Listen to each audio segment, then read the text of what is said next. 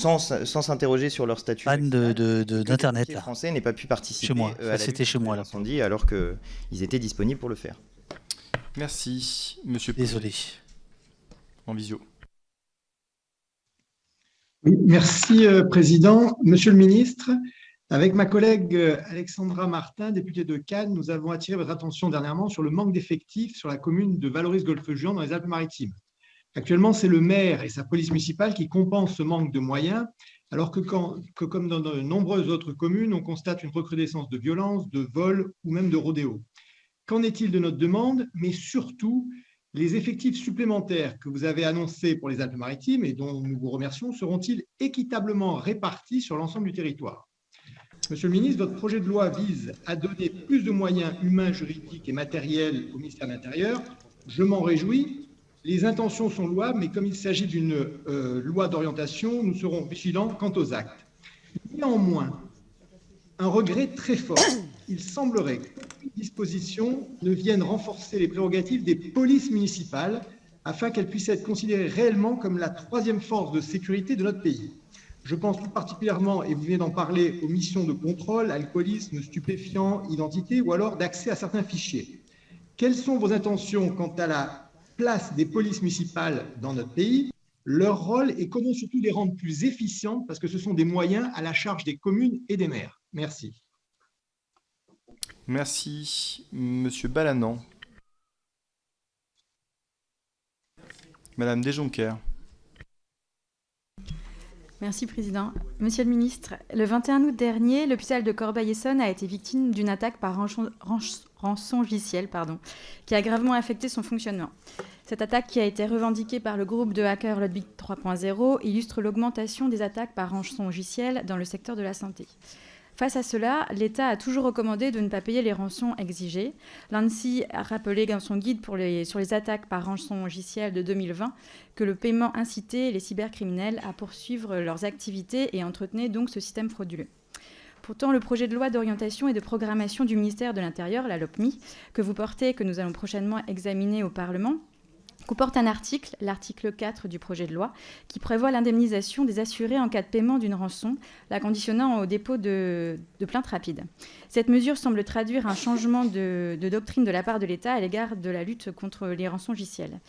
Ne craignez-vous pas que cette disposition envoie un signal négatif et engendre une recrudescence de ce type d'attaque envers les entreprises et les établissements français qui deviendraient des cibles particulièrement lucratives pour les hackers ?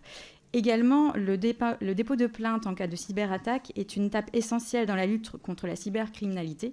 Les forces de l'ordre sont déjà sensibilisées, formées pour recueillir ce type de plainte. On peut noter ici le pas très positif justement franchi, par exemple avec la création des premières e-compagnies en école de gendarmerie. Cependant, comment entendez-vous favoriser toujours plus la formation et la sensibilisation de nos policiers et de nos gendarmes au risque cyber ? Merci. Merci, Madame Caramanli. Merci, Monsieur le Président. Monsieur le Ministre, mes chers collègues, je voulais juste rebondir par rapport à un certain nombre de questions qui ont été posées et des réponses que vous avez apportées, Monsieur le Ministre, puisqu'on a parlé de plein de sujets, finalement, aujourd'hui, qui touchent le ministère. En fait, je voulais vous faire d'abord revenir un peu sur une réponse que vous avez faite concernant la police judiciaire, et en réponse à ma collègue Cécile Oudemayer, vous avez parlé de 20 000 postes, en tout cas d'enquêteurs. À propos de rançongiciel, je vous renvoie à l'interview d'Antoine Champagne de Reflet, qui est venu nous raconter ses découvertes sur les maîtres chanteurs face à Altis. Voilà, des personnes qui travaillent dans d'autres services, donc ça serait important. Une dizaine de jours maintenant. Deuxième élément qui change un peu de sujet, mais je voulais vous profiter de cette réunion aujourd'hui pour vous faire part d'un certain nombre de réactions dans nos départements et préfectures concernant l'attribution de renouvellement des papiers d'identité, passeport ou carte d'identité. Et plus particulièrement, il s'agit vraiment de renouvellement et pas de nouvelles attributions. C'est des personnes qui ont un certain âge, plus de 60 ans, et que je trouve aujourd'hui, y compris dans mon département, parce qu'ils sont d'origine algérienne, etc., de venir leur demander de prouver leur nationalité. Vous imaginez le choc pour ces personnes qui ont eu fonctionnaires, électeurs, qui avaient à plusieurs reprises leur carte d'identité au bout de 62 ans, 70 ans, parce qu'ils devaient faire un voyage. On leur demande de prouver leur nationalité. Est-ce qu'il y a eu des instructions qui ont été données? Est-ce que c'est une... voilà, comment vous pouvez expliquer? Moi, je n'ai pas de mots pour expliquer, en tout cas, ces personnes qui nous saisissent. Merci beaucoup, Monsieur le Ministre. Merci, Monsieur Pradal. Merci, Monsieur le Président. Monsieur le Ministre, une question très rapide qui fait le lien sur les titres d'identité. Nous avons tous observé un certain délai, un allongement des délais pour l'établissement des titres d'identité. Vous avez été amené, afin de répondre aux besoins qui étaient créés, de mettre en place un plan d'urgence. Est-ce que nous pourrions avoir quelques retours sur ce plan d'urgence et surtout savoir si certaines mesures de ce plan d'urgence ont vocation à être pérennisées? Et merci beaucoup pour votre brièveté, Monsieur Pradal. Ah oui, merci. Merci infiniment. Merci. Monsieur le ministre, j'étais ce matin à Dunkerque pour observer et comprendre la réalité de votre politique migratoire. Arrivé aux abords du camp de l'Homme-Plage, je me suis vu refuser l'accès par le commissaire de police présent. Il m'a été demandé de me tenir éloigné du périmètre d'une opération de, je cite, mise à l'abri, quasi hebdomadaire, qui n'a visiblement pas rencontré de succès puisque une seule personne est montée dans le bus de 50 places qui avait été affrété pour l'occasion. En revanche, j'ai vu des dizaines de familles partir, résignées, épuisées, leurs bagages sur le dos, leurs enfants à la main, pour s'installer dans un champ de terre humide à quelques dizaines de mètres de là. À leur rencontre et à celle des associations, j'ai entendu une demande, une supplique, un robinet. Un robinet pour accéder à l'eau potable. À l'eau potable. Et je le répète une seconde fois. Quelle nation, soucieuse des droits de l'homme, peut refuser un accès permanent à l'eau potable à quiconque est sur son sol ? Ces associations m'ont alerté sur une politique qui empêche dans les faits les exilés de faire valoir leurs droits, d'alerter si elles sont victimes, et qui les exclut de tant d'informations juridiques nécessaires. Ma question est simple, Monsieur le ministre, et vous avez fait entrer un peu de politique politicienne, alors je vais faire de même. Avons-nous fait barrage à l'extrême droite le 24 avril dernier pour que des hommes, des femmes, des enfants vivent dans de telles conditions, que les associations qui leur viennent en aide soient harcelées, empêchées et si souvent injuriées? Avons-nous sauvé la République dans les urnes pour qu'elle soit ainsi bafouée dans les camps de fortune que la France offre pour seul accueil à ceux qui ont fui les guerres et la misère? Vous disiez il y a quelques mois, Madame Le Pen trop molle. Nous découvrons jour après jour que ce n'était pas qu'une formule, mais un aveu. Pire, un programme et un style, celui d'un Sarkozy discount. Monsieur Riemann. Il aurait dû... Bon, il va se faire tacler. Merci, Monsieur le Président. Monsieur le Ministre, bonjour. Alors, Monsieur le Ministre, les territoires d'outre-mer sont confrontés à des problèmes sécuritaires majeurs. Le taux de criminalité demeure bien supérieur à ceux de la France hexagonale. En matière de criminalité, la délinquance, la Guyane continue d'avoir la palme des mauvais records. Les données du service statistique ministériel de la sécurité intérieure sont particulièrement éloquentes. Prenons l'ensemble des territoires français. Entre 2016 et 2021, la moyenne s'établissait à 1,2 homicides pour 100 000 habitants. Multiplions ce taux par 9 pour la Guyane, plus précisément 9,33 pour obtenir le taux d'homicide en Guyane sur la même période. Conclusion, la situation est mauvaise depuis bien longtemps. En 1996 déjà, des milliers de personnes s'étaient réunies dans les rues de Cayenne pour dénoncer l'insécurité, puis en 1998, et ainsi de suite. Mais l'insécurité perdure et les manifestations pour la dénoncer sont devenues répétitives, cycliques pour ne pas dire usuelles. Devons-nous continuer à laisser la Guyane être stigmatisée et catégorisée comme l'un des territoires de France les plus criminogènes? Ou pouvons-nous enfin acter officiellement l'échec des politiques gouvernementales, à chaque fois en complète déconnexion de nos réalités? La souffrance systémique d'une population en détresse ne se sonne pas à coup d'opérations antidélinquance, ni à coup de renflouement temporaire des effectifs de police et de gendarmerie. Alors je suis ravi, Monsieur le ministre, que la LOPMI s'apprête à doter votre ministère de moyens humains, juridiques et budgétaires inédits. Mais quand attaquerons-nous à la source les maux qui infectent la société guyanaise? Quand enfin l'État prendra-t-il en compte les réalités de nos territoires plutôt que de s'obstiner à leur calquer les méthodes du territoire hexagonal? Oui, c'était Benjamin Lucas. La prise en compte de nos réalités pour la mise en œuvre de politiques en adéquation avec celles-ci qui seront gages de réussite. Enfin, Monsieur le ministre, je vous ai envoyé un courrier hier où est-ce que je vous demande, lors de votre passage en Guyane très bientôt, de vous rendre à Saint-Laurent-du-Maroni, donc qui est la capitale de l'Ouest et qui est aussi une ville frontalière, pour voir la réalité de Saint-Laurent. Donc, merci à vous. Merci, Monsieur le ministre. J'y suis allé à Saint-Laurent-du-Maroni, c'est extraordinaire. C'est le Far West, hein. C'est extraordinaire. C'est à l'ouest de la Guyane. Merci, Monsieur le Président. Pour la Guyane, vous avez en face du Suriname. de dire que je me rendais avec le ministre de la Justice et le ministre des Comptes publics en charge des douanes le week-end prochain. Ce sera l'occasion de vous rencontrer, monsieur le député, puisque je viens à la demande du président de la collectivité qui nous invite aux assises de la sécurité, puisque vous l'avez raison, la Guyane est touchée depuis plusieurs semaines, mais on le sait de façon endémique depuis plusieurs années par une délinquance extrêmement forte qui vient de plusieurs raisons, une pauvreté évidente, mais aussi de difficultés frontalières, de drogue très présentes sur le territoire guyanais, comme vous le savez. Et j'aurai l'occasion sans doute d'évoquer le fait que ce n'est pas des effectifs supplémentaires, en effet, qu'a besoin la Guyane, puisqu'ils ont eu une augmentation extrêmement importante d'effectifs. Il y a même 4 escadrons mobiles à demeure désormais en Guyane. Je crois qu'il n'y a pas de territoire, à l'exception de Mayotte, qui connaissent un tel déploiement policier. Mais évidemment, les réponses sont plus interministérielles, plus générales, et sont parfois dans les portefeuilles des autres ministères, puisque les policiers et gendarmes, vous le savez bien, subissent beaucoup de difficultés, et notamment la présence très forte qu'ils ont dans les opérations Harpie, puisqu'il y a même sur les 4 escadrons, 2 escadrons de gendarmerie mobile qui essayent avec nos amis militaires de pouvoir éviter des pillages de ressources naturelles et de ressources tout court, qui sont l'une des difficultés de la Guyane, pas la seule, bien évidemment, et qui prennent aussi beaucoup de moyens. Et donc la question se pose du succès de ces opérations et la façon dont on doit organiser les choses. Par ailleurs, on sait tous que l'aéroport de Guyane est une difficulté particulière de l'arrivée des mules et de la drogue sur le territoire européen de manière générale et crée une sorte de dépendance, évidemment, avec des gens qui prennent des risques incroyables en ingurgitant 1 kg, 2 kg de cocaïne, parfois des mères seules, des étrangers en situation régulière qu'on exploite pour cela. Et donc on aura l'occasion, dans une semaine, je crois, de répondre à votre interrogation. Je ne sais pas si j'aurai l'occasion d'aller à Saint-Laurent-du-Maroni, puisque je dois aller en Martinique juste après, mais je le ferai bien volontiers, surtout que j'y suis allé 4 fois depuis que je m'intéresse à ces questions.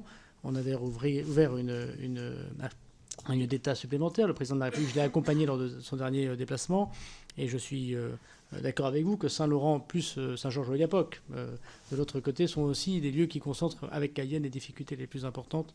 J'en ai parfaitement conscience, monsieur le député. Sur Dunkerque, je ne pense pas que vous ayez sauvé la République, mais vous avez l'air d'être convaincu de cela. Moi, j'ai plutôt vu le Front National voter avec la France Insoumise dans mon élection législative à moi, mais n'hésitez pas. Non, au second tour, j'étais face à la France Insoumise et à la NUPES, et j'ai plutôt vu ce genre de comportement électoral. Je suis heureux que vous puissiez vous rendre compte sur place. S'il vous plaît. Le ministre n'a pas commenté les questions. Je sais que c'est difficile de rappeler quelques vérités, mais n'hésitez pas. La prochaine fois, quand je serai au second tour d'élection, la prochaine fois, n'hésitez pas à appeler à voter au second tour, évidemment. Allez. Si vous n'êtes pas au second tour, il y a encore 20 collègues qui attendent pour poser leurs questions. Monsieur Lucas, il y a encore 20 collègues qui attendent de poser des questions. Si vous pouvez il est nerveux. Je ne vous ai pas fait de leçon de morale. Évitez d'en faire, ça vous aussi est très mal. Monsieur, non, tu fais que ça. Monsieur le député, pardon, je vous réponds sur le même ton, qui n'était manifestement pas très agréable. Mais si vous ne souffrez pas le débat politique, évitez de poser ce genre de ton-là, parce que ce que vous cherchez, c'est évidemment cet échange. Sinon, vous ne seriez pas là. Je vous ai écouté avec, je crois, un silence, si ce n'est religieux, au moins républicain. J'aimerais au moins avoir le minimum de courtoisie de votre part. Mais ça a l'air difficile dans cette commission. Monsieur le député. Quelle indignité. Je crois que votre présentation de ce qui se passe à Dunkerque, et de manière ce qui se passe, on peut dire, dans l'ensemble de la côte d'Opale, et je crois qu'il y a d'autres parlementaires qui sont ici. Je vois un député du Pas-de-Calais extrêmement au fait de ces questions et qui subit comme maire, puis comme parlementaire, ces questions depuis bien longtemps, est tout à fait contraire à la vérité de ce qui se passe. D'abord, je pense que nous, et la Commission s'est beaucoup penchée sur cette question, nous mentirions aux Français et nous menterions aussi aux migrants si nous pensons que la solution, elle n'est que française. Et je veux rappeler ici que si 60% des personnes qui sont entre Dunkerque et la Somme et qui veulent passer en Angleterre, Dunkerque, le Calais, Marquise, Ouaplage, c'est des villes magnifiques, hein. Je m'y suis marié, donc je suis très heureux de Boulogne-sur-Mer. Mais ce n'est pas pour la beauté des paysages de Côte-d'Opale que les migrants traversent l'Afrique, l'Asie, la Méditerranée pour venir dans le nord de la France. Mais vous fumez, monsieur. Ils veulent aller en Angleterre. Bon. Donc je pense que c'est d'abord une situation subie pour les migrants, bien évidemment, et pour la population française. Donc je veux dire ici que les populations du Nord-Pas-de-Calais, au sens large du terme, font preuve d'une énorme patience tellement leur vie personnelle est coupée par ces difficultés. Et les difficultés des migrants ne sont pas incompatibles avec les difficultés des habitants, et les difficultés des habitants ne sont pas incompatibles avec les difficultés des migrants. Mais 60% de ces personnes sont éligibles à l'asile, 4% seulement déposent un asile en France. Pourtant, les services du ministère de l'Intérieur, et si c'était le contraire, je pense que les associations le diraient bien plus que ça, essayent tous les jours de leur dire déposez l'asile en France. Ils ne veulent pas déposer l'asile en France parce qu'ils ne veulent pas rester en France.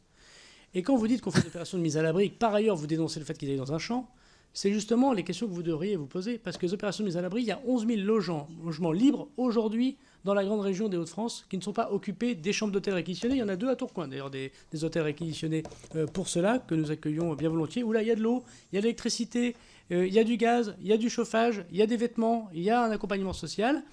Et il y a malheureusement des organisations, et vous avez l'air de les soutenir, qui veulent soustraire à ces opérations de mise à l'abri, où nous ne faisons d'ailleurs aucun contrôle d'identité, je voudrais ici le rappeler, pour les mettre effectivement dans d'autres territoires de la République, et notamment dans le nord de la France, mais ils ne veulent pas y aller parce qu'ils veulent aller en Angleterre. Ils ne veulent pas rester sur le territoire national, ils veulent aller en Angleterre, où ils ont, et c'est bien normal, à la fois de la famille.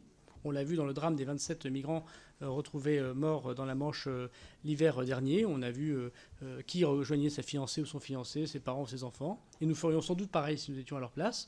Mais aussi par un système d'organisation du Code du travail britannique qui fait que l'immigration irrégulière y est, je le dis une nouvelle fois, encouragée. Et que malgré les annonces du gouvernement britannique, nous n'avons pas vu de changement pour l'instant de la politique migratoire britannique.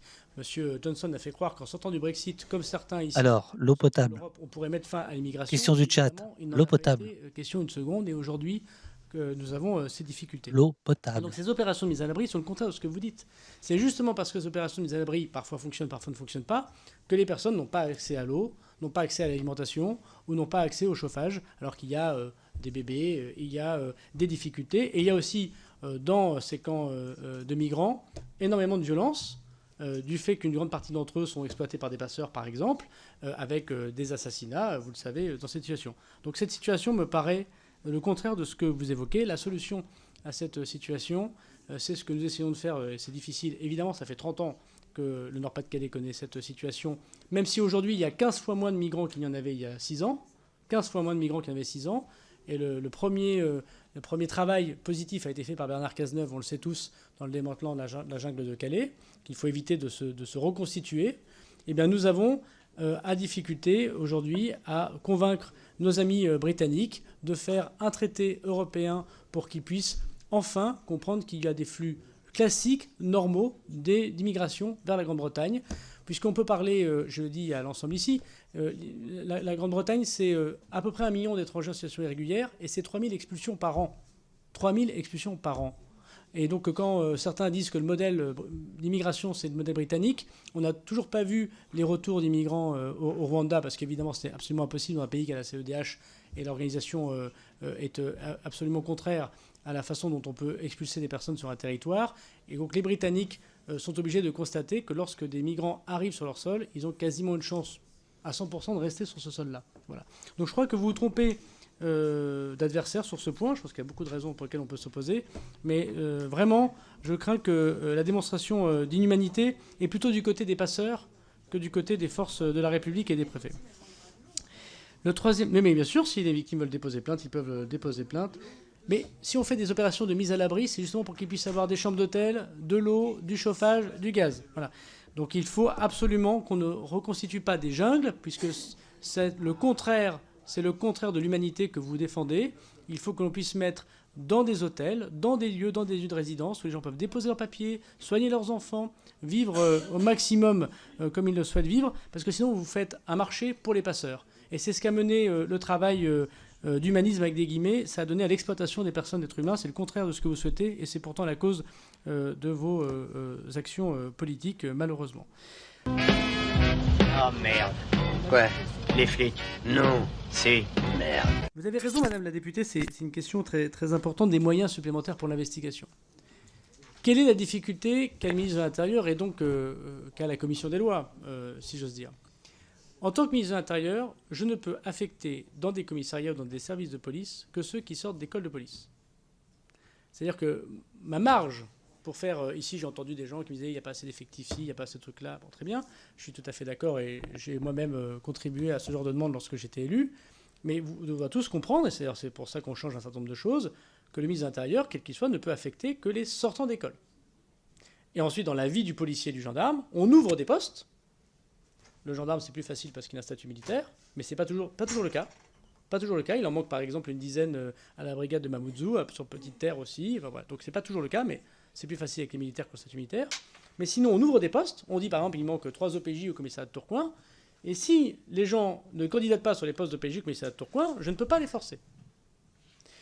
Et pour une de ces raisons, pour ceux qui s'intéressent à l'immigration, il y a un petit livre qui vient de sortir. On ne peut pas accueillir toute la misère du monde, en finir avec une sentence de mort de Pierre Thévagnan et Jean-Charles Stevens aux éditions Anna Mosa. J'essaie de caler un rencard avec eux, mais c'est pas évident. Arguments, chiffres et références à l'appui. Il s'agit en somme de déconstruire et de défaire une xénophobie autorisée, mais aussi de réaffirmer la nécessité de l'hospitalité. Petit livre orange. J'en ai lu quelques pages, qui c'est pas mal du tout. Donc j'essaie de les inviter. C'est pour répondre à la question. Il y a une question évidemment de procédure pénale et de simplification, je n'y reviendrai pas, mais qui est quand même importante pour leur travail, d'où les assistants d'enquête. Et puis, madame, il y a une question d'évolution. Le problème de l'OPJ dans un commissariat, c'est que quand il est à la brigade sur les violences intrafamiliales, après, comme on a peur de le faire partir, vite fait comme ça. Il en manquera un, et c'est sans doute vrai dans les endroits les plus compliqués de la République. Du coup, il n'a pas de promotion. Et ça se dit dans les services. Et donc, vous n'acceptez pas d'être finalement OPJ. Vous pourriez faire pendant 4 ans, 5 ans, 6 ans, pour une période de votre vie, par exemple, la cellule drogue ou la cellule famille, tel ou tel commissariat, mais si vous savez que vous avez une possibilité d'évolution après. Mais comme comme je vous l'ai expliqué, des directions en silo, on a du mal sur un effectif, voyez, de permettre une promotion plus grande, puisque plus il y a d'effectifs, évidemment, plus on arrive à ces promotions. Et d'où, en partie, la réforme de la police nationale, où l'ensemble de l'investigation, du commissariat de secteur jusqu'aux grands offices financiers ou criminels, seront dans la même direction nationale police judiciaire. Alors, qu'est-ce qu'on va faire notamment pour parler... Voilà, ça c'est pour Eurial. Concret.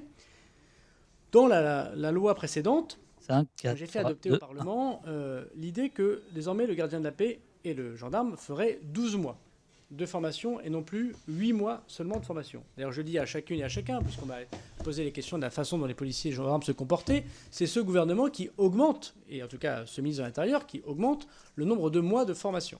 Bien. Sur ces 4 mois de formation, ils passeront le bloc OPJ.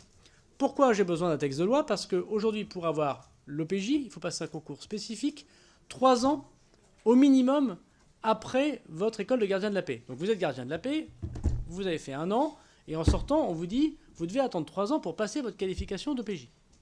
Nous, on a considéré que c'était une disposition absurde, donc on vous propose de la faire sauter pour que dès la sortie d'école de police, pendant la formation, on puisse passer le bloc OPJ. Ça ne veut pas dire qu'ils l'auront. Il y en aura sans doute 2 tiers qui ne l'auront pas. C'est pas très grave. D'abord, ils auront des formations juridiques, ça fait de mal à personne. Et puis même si Eurial vient de les donner. Je suis désolé, j'ai pas accès cet après-midi au chat. Le concours reste inchangé, toujours sous la présidence des magistrats. C'est pas la police qui préside, ni la gendarmerie qui préside le concours OPJ. Je pourrais donc affecter dans les commissariats, dans vos services, des policiers, pas simplement de sécurité publique, mais des policiers qui auront la qualification judiciaire. Et donc parmi, je ne peux pas vous répondre exactement parce que ça dépend évidemment, vous l'aurez compris, des allées et venues, des ouvertures de postes qui ne dépendent pas du ministre mais de la loi de l'offre et de la demande, si vous le permettez comme ça. Parmi les 1500 policiers de sécurité publique que je vais mettre dans les commissariats partout en France, il y aura un certain nombre d'entre eux, tous ceux qui ont réussi le concours, qui auront déjà l'OPJ et que je pourrai directement nommer dans des commissariats, ce qui n'est pas le cas aujourd'hui. Je terminerai par dire que cette question elle est cruciale parce que plus on met de personnes sur la voie publique, plus on interpelle de personnes, plus on fait d'enquêtes, évidemment, plus on a besoin d'enquêteurs, par définition, et qu'on a besoin de les présenter ensuite aux magistrats, et que là, la bonne procédure judiciaire, faite par des gens qui ont des qualités juridiques, permet une bonne condamnation pénale. Je le dis d'ailleurs aux policiers et aux gendarmes, parfois ils râlent sur un certain nombre de réponses pénales, et on s'aperçoit que c'est un défaut de procédure qui est du fait du policier et du gendarme qui a mal fait sa procédure. Et c'est bien normal qu'en République, on condamne les gens sur des bonnes procédures. Donc, pardon ? Et donc, je ne serai pas très crédible en défendant les policiers, M. Bernalicis, c'est peut-être pas la peine d'en rajouter.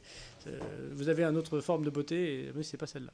Donc, je pense que sur ce point particulier, on a une meilleure investigation par la réforme. J'espère vous avoir en partie convaincu sur ce point.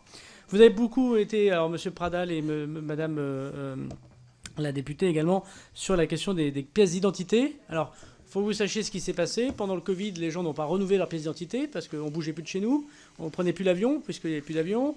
Et donc, on renouvelle peu sa pièce d'identité, surtout quand les services municipaux et les préfectures sont fermés pendant le Covid. Et donc, la carte d'identité qui valait 10 ans, le passeport qui vaut 10 ans, on a perdu 1 an et demi, 2 ans.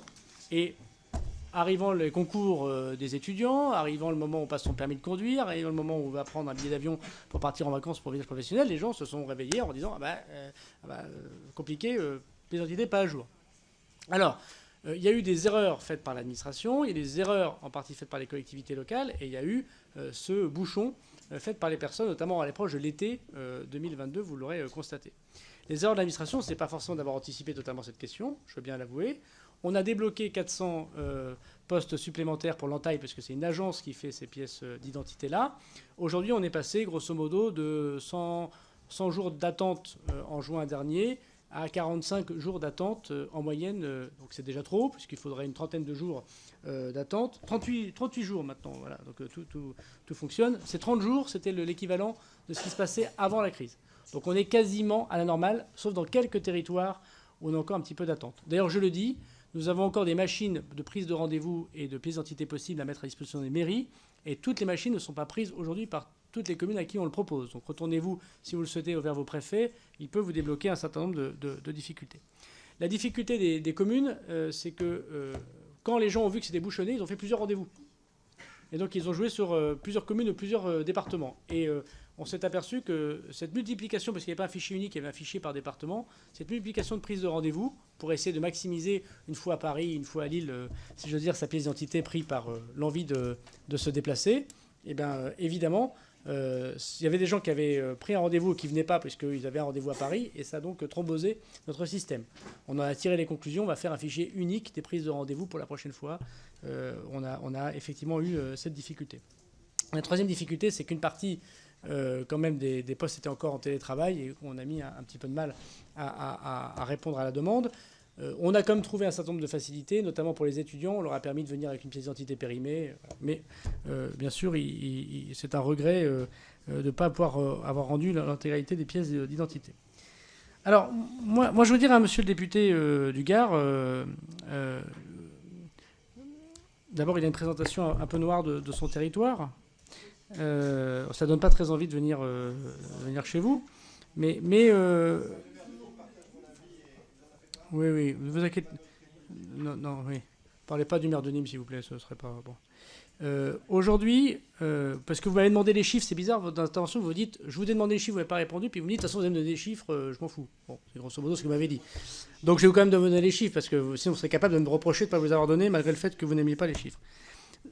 J'aimerais que vous m'écoutiez, monsieur le député, parce que sinon, ça va être un peu difficile. Ou alors, vous faites juste une intervention politique et vous n'avez pas envie de ma réponse. Ce que j'aurais pu comprendre, parce que je fais aussi de la politique, mais dans ces cas-là, je ne me fatigue pas beaucoup. Oui.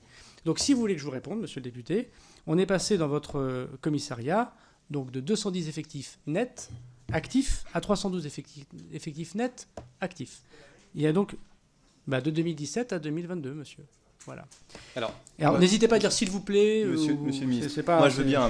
Je le dis parce que c'est une une relation qui a l'air un peu dure. Des collègues vous interpellent comme ça dans la commission, mais dans ce cas-là, il va falloir expliquer aux 22 d'entre nous qui ne pourront pas parler pourquoi ils n'ont pas parlé. Et ces 22-là, c'est vos collègues de vos groupes. Parce que ce sont les groupes les plus pourvus qui n'auront pas la parole si on continue comme ça. D'accord ? Donc si on peut terminer. Demain matin, 7h, j'ai un rendez-vous. C'est très bien. Merci. Dans la situation du Gard et notamment de Nîmes, je voudrais vous dire que effectivement sous le quinquennat précédent, puisque vous parliez des chiffres, moins 43% de vols violents, moins 38% de vols de véhicules, moins 34% de cambriolage, 15 tonnes de cannabis saisies dans l'ensemble du département du Gard, puisque vous êtes un passage entre l'Espagne, malheureusement, et le reste du pays, notamment la zone sud, mais pas que, l'Île-de-France, et moins 34% de cambriolage. Oui, il y a une augmentation de violence aux personnes, comme partout sur le territoire national, je l'ai dit, monsieur le député, il n'y a aucun problème avec cela. Et pourquoi vous n'avez pas eu de renforcement de CRS? Parce que justement, vous aviez eu une augmentation d'effectifs de police qui est l'équivalent de Mayotte. Il y a eu, en proportion à Nîmes, l'augmentation de policiers que j'ai moi-même, je suis venu 3 fois à Nîmes en 2 ans. Je n'ai pas eu le bonheur de vous connaître, mais maintenant je suis sûr que quand je serai à Nîmes, je serai très heureux de vous rencontrer. Puis j'ai même fait plusieurs tournées avec la police nationale, ne vous en inquiétez pas. Et je vois très bien quelles sont leurs difficultés. La difficulté du Gard et de Nîmes, c'est que l'arrière-pays marseillais les touche désormais. Voilà. Et donc il serait plus juste de dire que s'il y a une augmentation de la délinquance faite aux personnes qui sont notamment dues au règlement de compte, parce que justement la police et la justice, comme dans le Vaucluse, le Gard c'est comme le Vaucluse, c'est les mêmes difficultés, une augmentation de règlement de compte parce qu'une augmentation des procédures judiciaires et des interpellations, plus de 35% d'interpellations de trafiquants de drogue, rien que les 2 dernières années, monsieur le député, c'est parce que la police et la justice fait son travail dans des conditions, vous avez raison, difficiles, et il y a une bataille pour la République à gagner évidemment dans ces 2 territoires-là, du fait notamment de la difficulté de Marseille. Et comme à Marseille, on met énormément de moyens et qu'on arrive à faire reculer le trafic de drogue, notamment les quartiers nord, il y a une tendance, et c'est bien logique, puisque en luttant contre la délinquance d'un côté, elle a tendance à reproduire, vu l'argent qui s'y fait facile ailleurs, notamment dans le Vaucluse et dans le Gard. Et donc j'aurai l'occasion sans doute d'en reparler avec vous, si vous le souhaitez, dans un cadre peut-être un peu moins violent, mais pourquoi pas sur le terrain, si vous le souhaitez. Quand on met plus de 100 policiers supplémentaires en net dans un commissariat, dans une ville comme Nîmes, je crois qu'on peut considérer, je ne sais pas si chacun a eu ici plus de 100 policiers supplémentaires dans son commissariat, monsieur le Président, que la République fait son rendez-vous. Bon. La question qui m'a été posée sur la Meuse, alors d'abord bonjour aux pompiers de la Meuse avec grand plaisir. Leur dire que je comprends leur question de perte de sens, puisque ce que vous évoquez, monsieur le député, c'est le fait qu'aujourd'hui 80% d'interventions des pompiers sont des interventions dites de santé ou de secours aux personnes, ce qu'on appelle des carences.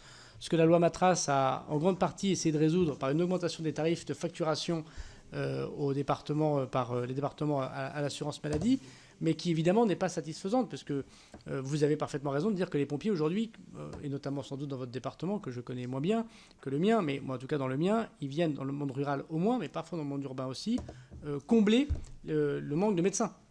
Ou le manque d'hôpitaux, ou le manque de services des urgences. Et donc vous avez raison. Mais aujourd'hui, c'est eux qui font ce travail. Il faut absolument qu'avec le ministre de la Santé, c'est le travail qu'il fait contre les déserts médicaux, contre les fermetures de lieux d'hôpitaux.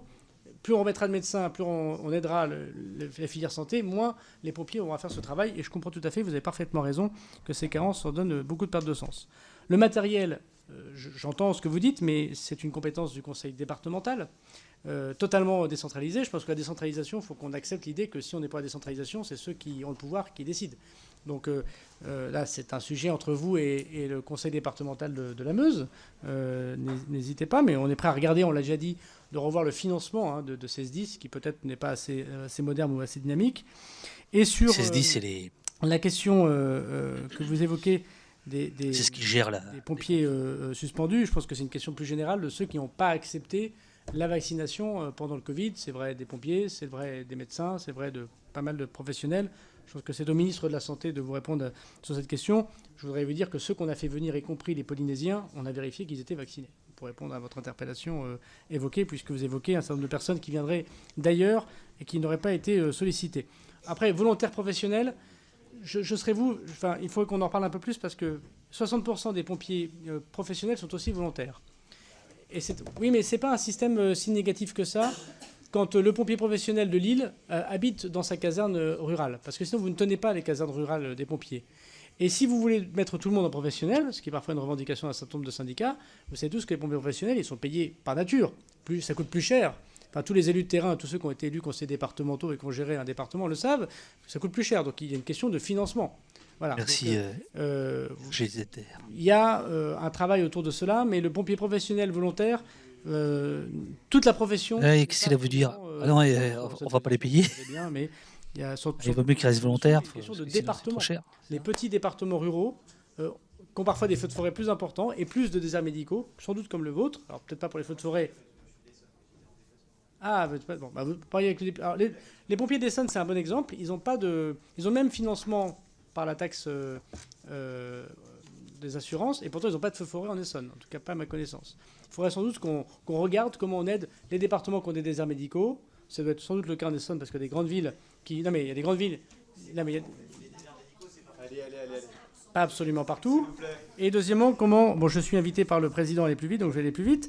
On a une députée... répondre à la question des financements, je pense que ça sera un sujet très important. Elle vient de tweeter ceci tout à l'heure. Les mois à venir. La question sur le pouvoir de monsieur... Alors, monsieur le député des Alpes-Maritimes m'a posé la question... Retrouvez-moi à l'audition de Gérald Darmanin par la commission des lois à 15h. Et si vous ne voulez pas être seul, qui sera le mieux placé pour dire où vont-ils dans quel commissariat, mais tout le monde sera servi, si j'ose dire. Une CRS... C'est bien ça. Et puis là, c'est dommage. Faut la retweeter. Une CRS supplémentaire, 60 effectifs au 31 octobre. Vous voyez pas l'année prochaine. Voilà, donc je pense qu'il est tout à fait normal que les communes que vous avez citées connaissent leurs augmentations. Je ferai un petit message au préfet des Alpes-Maritimes, mais je crois que vous le connaissez aussi bien que moi. Donc il est à sa disposition que ces effectifs arrivent au 31 octobre. Non, il y a une disposition pour la police municipale, monsieur le maire, j'allais dire, monsieur le député. Je le regrette, moi aussi, mais le Conseil constitutionnel a été très clair. On a été au maximum des pouvoirs qu'on pouvait donner aux polices municipales. Si vous voulez donner le pouvoir aux polices municipales, il faut changer la Constitution ou donner la police municipale au procureur de la République pour les actions judiciaires. Moi, je respecte la loi de la République et les ordonnances du Conseil constitutionnel. Donc on ne peut pas, à droit constant, sauf si les maires acceptent qu'on délègue leur police municipale au procureur de la République, ce qui n'est pas, je crois, le cas des maires, alors on ne peut pas, pour l'instant, améliorer les choses. Mais nous avons fait des choses très intéressantes dans la loi sécurité globale. Je pense que... Accès aux fichiers SIV, SNPC, Fourrière, va pouvoir vous mettre le lien dans le chat. DocuVérif, FPR... C'était une grosse question, ce FPR. Et DICEM sont permis par la loi sécurité globale. Les 4 premiers sont déjà possibles pour les polices municipales. Les 3 autres sont en train d'être finalisés. Et donc la loi sécurité globale connaît son application. Enfin, pour répondre à M. Boudier, vous avez parfaitement raison sur la loi séparatisme. Sur la question... ils ont 3 ans, vous le savez, pour passer d'un statut à l'autre. Moi, je remercie le recteur de la mosquée de Paris qui a accepté de transformer la mosquée de Paris de loi 1901 en 1905. C'est un symbole, c'est la mosquée la plus importante que nous avons sur notre sol. Il rentre complètement dans le cadre républicain, avec la déclaration de tous les financements étrangers lorsqu'il y en a. Voilà, ça je pense que c'est le modèle qu'on doit obtenir. Aujourd'hui, les préfets réunissent des cultuels, mais qui touchent singulièrement les musulmans, puisque je rappelle que les juifs sont déjà en 1905, les protestants aussi, et les catholiques ont des diocésaines qui équivaut à 1905.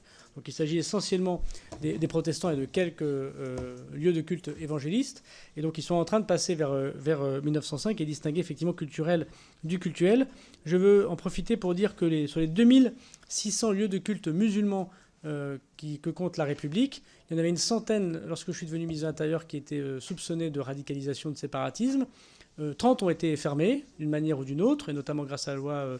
je suis d'accord. Le problème, c'est qu'il n'y a pas de droit de suite. Parce que les contrôles ont été faits, parce qu'il y a un changement... Pas de droit de suite à la question, il faut l'arracher, quoi. Donc c'est assez... changement de dirigeant quand on l'a demandé. Un petit côté chambre d'enregistrement. Qui sont en train d'être contrôlés par les services du ministère de l'Intérieur. Merci, monsieur le ministre. Pour pouvoir terminer... vous répondrez dans le prochain cycle de questions. Ouais. Pour pouvoir parvenir au bout de la liste des orateurs, je vous propose de réduire significativement le temps de parole à 1 minute. Et donc je donne la parole à madame Abadi.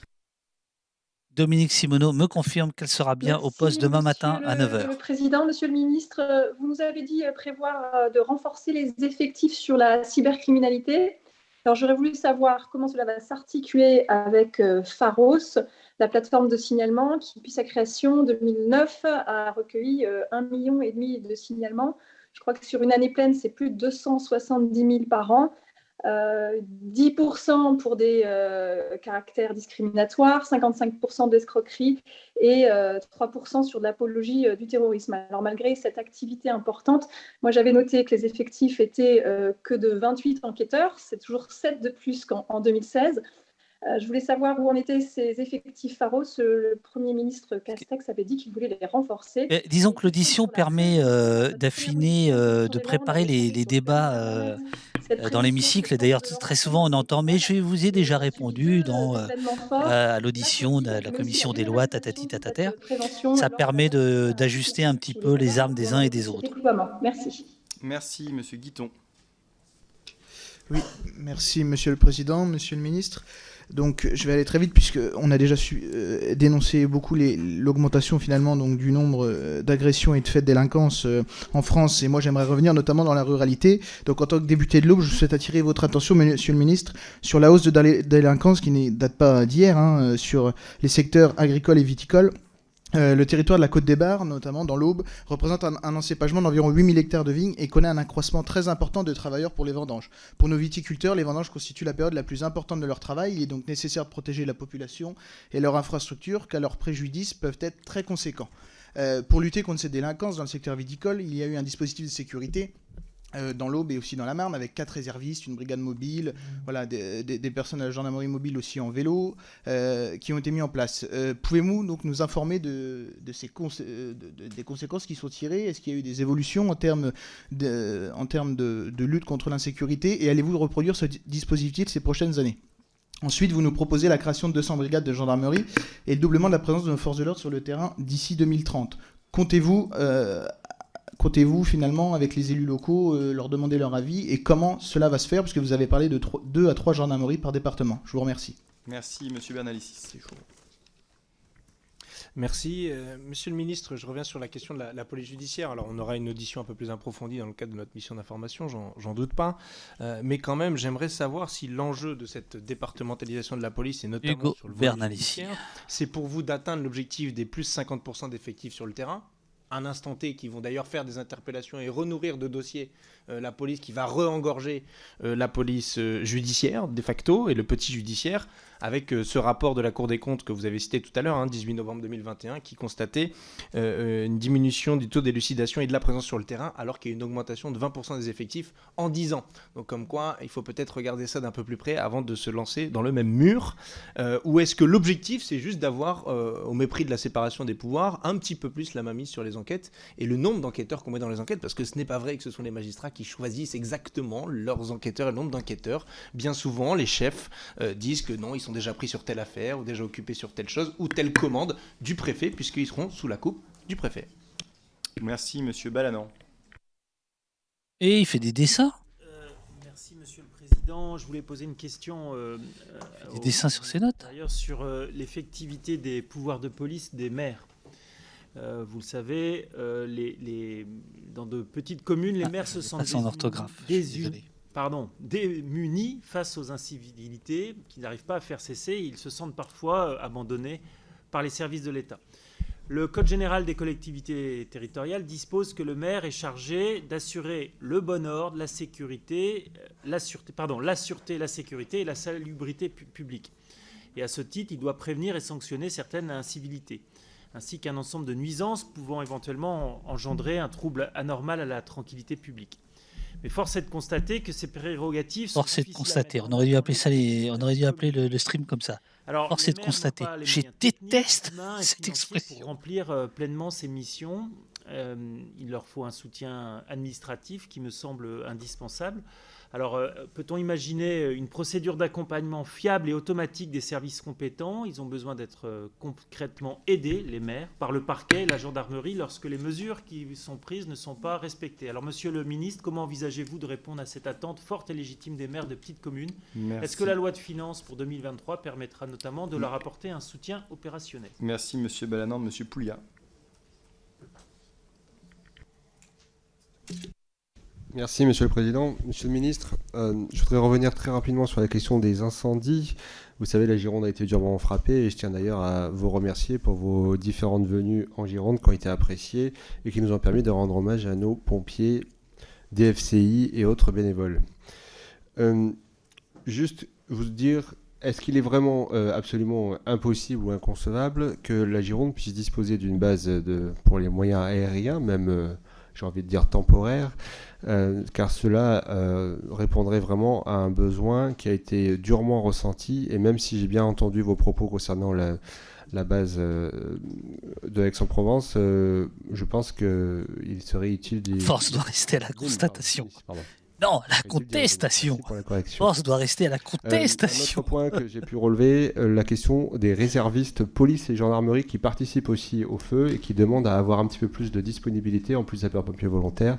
Et enfin, est-ce que le rapport prévu pour janvier 2023 sur le financement des SDIS est bien en finalisation d'écriture? Merci. Merci, Madame Lelouis. Monsieur le Président, Monsieur le Ministre. C'est pas moi. Pardon. Je vais être très courte parce que je ne peux pas condenser ma question. Monsieur le Ministre, je vous l'enverrai. Vous me ferez la réponse? Merci. Monsieur Rambaud. Merci, Monsieur le Président. Monsieur le Ministre, qu'est-ce que c'est que ça? Face à cette réforme des services de la police qui est en cours d'expérimentation dans plusieurs départements hexagonaux et d'outre-mer, les échos qui me sont parvenus ne sont pas bons. C'est le moins qu'on puisse dire. Rambaud, comment ça Ce projet de réforme visant à placer tous les services, Stéphane Rambaud, y compris ceux de la police judiciaire, sous les ordres d'un directeur départemental unique dépendant du préfet, inquiète les policiers, mais aussi les professionnels de justice, magistrats et avocats.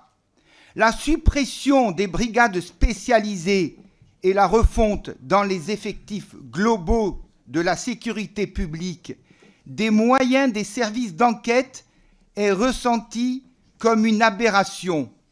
Or, il est connu que les enquêtes sur les dossiers les plus lourds nécessitent plus de temps et de moyens matériels et humains.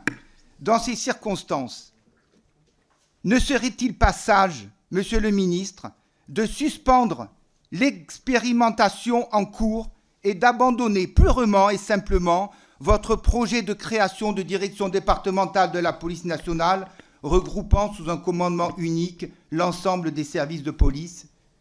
Merci, Monsieur le Ministre, pour votre réponse. Madame Martin qui est en visio. Bien, ça c'est une sortie discrète. On doit donc condenser notre propos simplement en quelques mots.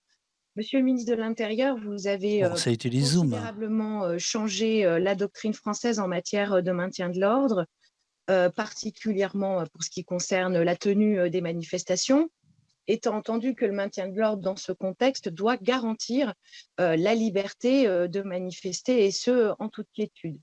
Vous l'avez donc changé de deux manières, qui sont deux aspects qui sont très sensibles. Le premier par le fait d'aller au contact et le second par la déprofessionnalisation en ayant recours à d'autres types de services de police que les CRS et en particulier, je pense, aux services de BAC. Il me semble que c'est pour ces deux raisons-là, parce qu'il faut aller vite, que nous avons vu la violence considérablement augmenter, et ce, d'une certaine façon, d'ailleurs, des deux côtés. Quel bilan tirez-vous de cela? J'ai vu que dans la loi LOPMI, vous évoquiez des aspects concernant le maintien de l'ordre. Quel bilan tirez-vous de ces deux changements, encore une fois, sensibles dans la doctrine de maintien de l'ordre en France, et comment vous projetez-vous dans l'avenir pour à la fois garantir évidemment le droit de manifester en n'étant pas confronté à ces débordements de violence? Madame Poussier-Winsbach. Merci. Oui, Monsieur le Président, Monsieur le Ministre, nous avons évoqué Nîmes tout à l'heure et vous avez repris, Monsieur le Ministre, la comparaison des chiffres de 2007 et ceux de 2012. Ceux de 2017 et de 2022. Voilà, on va y arriver.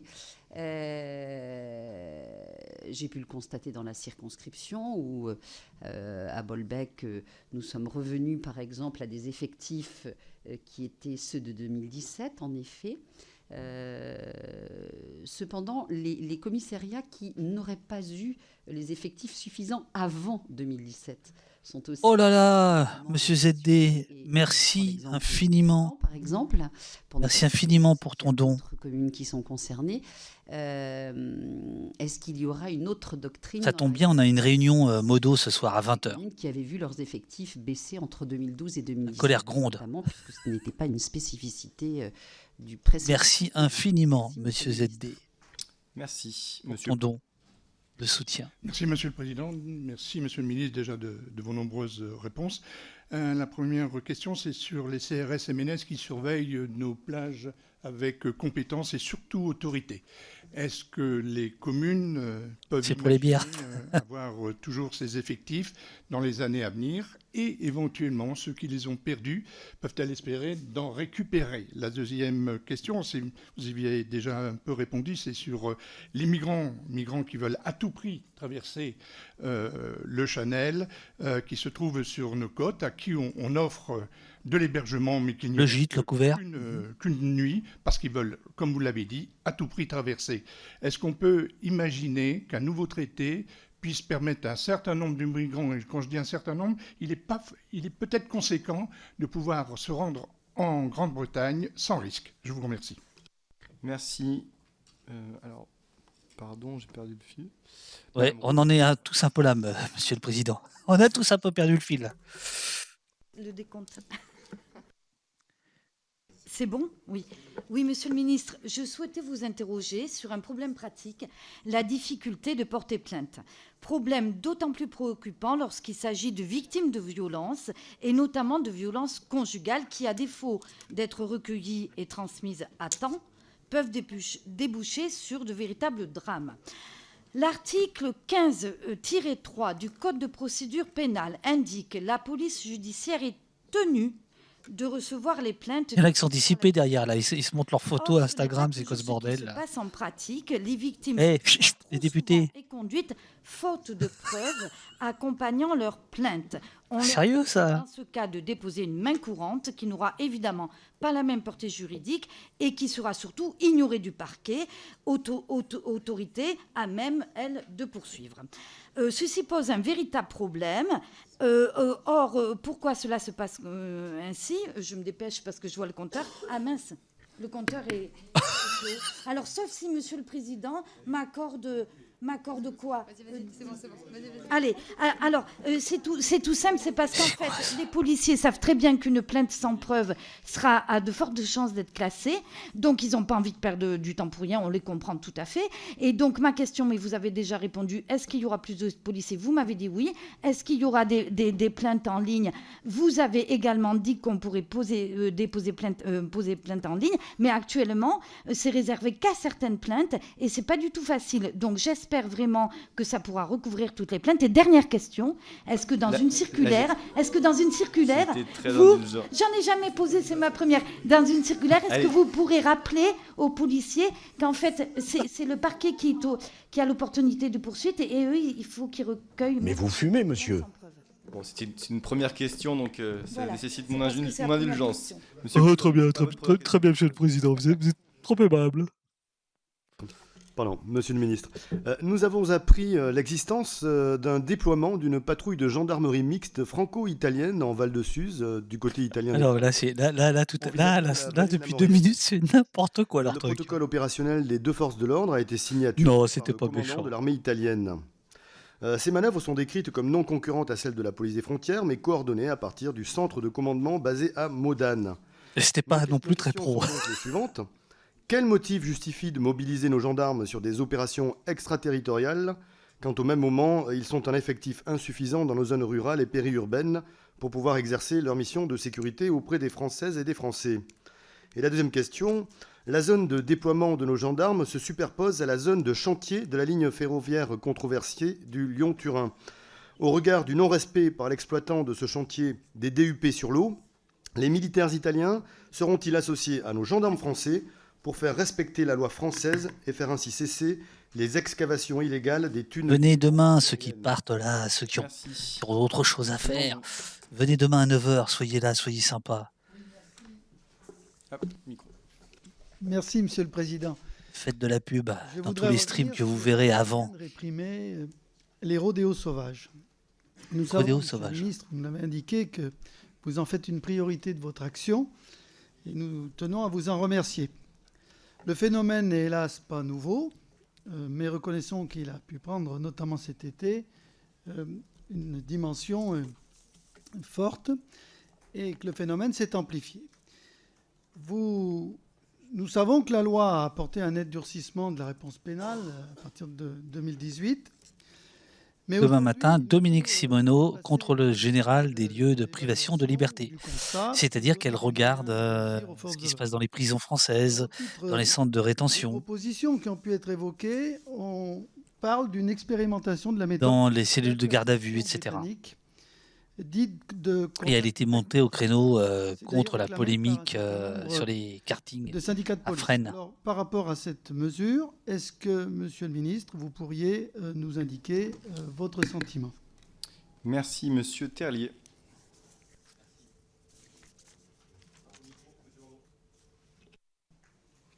Merci, Monsieur le Président. Merci, curieux. Merci. Permettez-moi, en propos liminaire, tout d'abord de m'étonner qu'il n'y ait pas une unanimité autour de cette loi d'orientation et de programmation du ministère de l'Intérieur. Tant les crédits qui sont alloués, à l'instar de ce qu'on a pu voter lors du précédent quinquennat au niveau des militaires, mettent 15 milliards d'euros pour nos forces de je ne voudrais pas capter, mais c'est eux qui s'échangeaient des photos. Là. 8500 postes. Et c'est d'autant plus... j'allais dire un grand franc succès, et je crois qu'il faut s'en féliciter, que ça vient après un renforcement considérable de nos moyens lors du précédent quinquennat, qui ont permis notamment à Castres, dans ma circonscription, le retour et de la création de la brigade anticriminalité, pour laquelle je vous invite à venir au mois de septembre ou au mois de novembre pour évidemment l'inaugurer. Ma question porte sur la loi Asile-Immigration. Vous avez parlé évidemment de ce qu'il a été... Je n'ai pas écouté son nom. Je n'ai pas entendu son nom. Par contre, au terme du contour de la simplification de la procédure, j'aimerais savoir s'il était possible que vous puissiez nous en donner quelques contours. On le sait, cette loi de procédure peine parce qu'il y a deux procédures qui sont juxtaposées, l'une relative à la question de l'OQTF. Guebord, viens demain en parler si tu peux. Et s'il y a des fidèles d'Ostopolitique, bénéficier ou pas d'un titre de séjour. Faites-leur aider là, mais il l'a déjà fait lundi. Si vous deux fois, c'est bien. 2 fois la semaine, c'est bien. Madame Diaz. Oui, Monsieur le Ministre. Vous avez passé beaucoup de temps à faire de grandes annonces sur le projet de loi Asile-Immigration. On peut supposer que ces agitations n'avaient qu'un seul but, redorer votre image suite au fiasco du Stade de France et suite au fâcheux épisode de l'imam radical. J'aurais une petite question au passage, mais où est donc passé Hassan Iquissen? Et finalement, patatras, Emmanuel Macron détruit littéralement votre opération de communication en révélant le réel objectif de cette loi, transformer nos campagnes en dortoirs à clandestins. Au cas où vous l'auriez oublié, je vous rappelle que 7 Français sur 10 souhaitent mettre un terme à la submersion migratoire et que Marine Le Pen est arrivée en tête au second tour de l'élection présidentielle dans plus de 18 000 communes. Par conséquent, allez-vous écouter les revendications des Français Submersion migratoire. Ne vous demande pas de répartir rendez les compte, migrants. Au sein de l'Assemblée nationale, le grand remplacement qui passe par la fenêtre. Submersion migratoire. Pardon, Madame Chassagnol. Merci Monsieur le Président, Monsieur le Ministre. Depuis plusieurs semaines, Elle est contente. Elle est contente. Vous avez vu là, le groupe FN, il est soudé. Hein, ils sont là, ils sont pas partis. Ils posent leurs questions. Les jeunes se retrouvent livrés à eux-mêmes. Et la précarité et la vulnérabilité dans lesquelles ils se trouvent ont pour conséquence de faire basculer certains dans la délinquance. Aussi, comme aucune prise en charge n'est prévue durant cette période de recours, alors qu'ils sont nombreux à être finalement reconnus mineurs par le juge des enfants, je souhaitais savoir si vous envisagez des solutions pour garantir ce premier accueil de ceux qui arrivent sur notre territoire, pour déterminer dès le départ très clairement et rapidement leur situation administrative, pour éviter ainsi les risques de dérive et les délais d'instruction des dossiers qui vont faire perdurer cette présence de campement dans nos rues, et afin également de garantir la dignité, la sécurité et l'intégration de ces jeunes dans notre société. Je vous remercie. Merci, Monsieur Kerbra.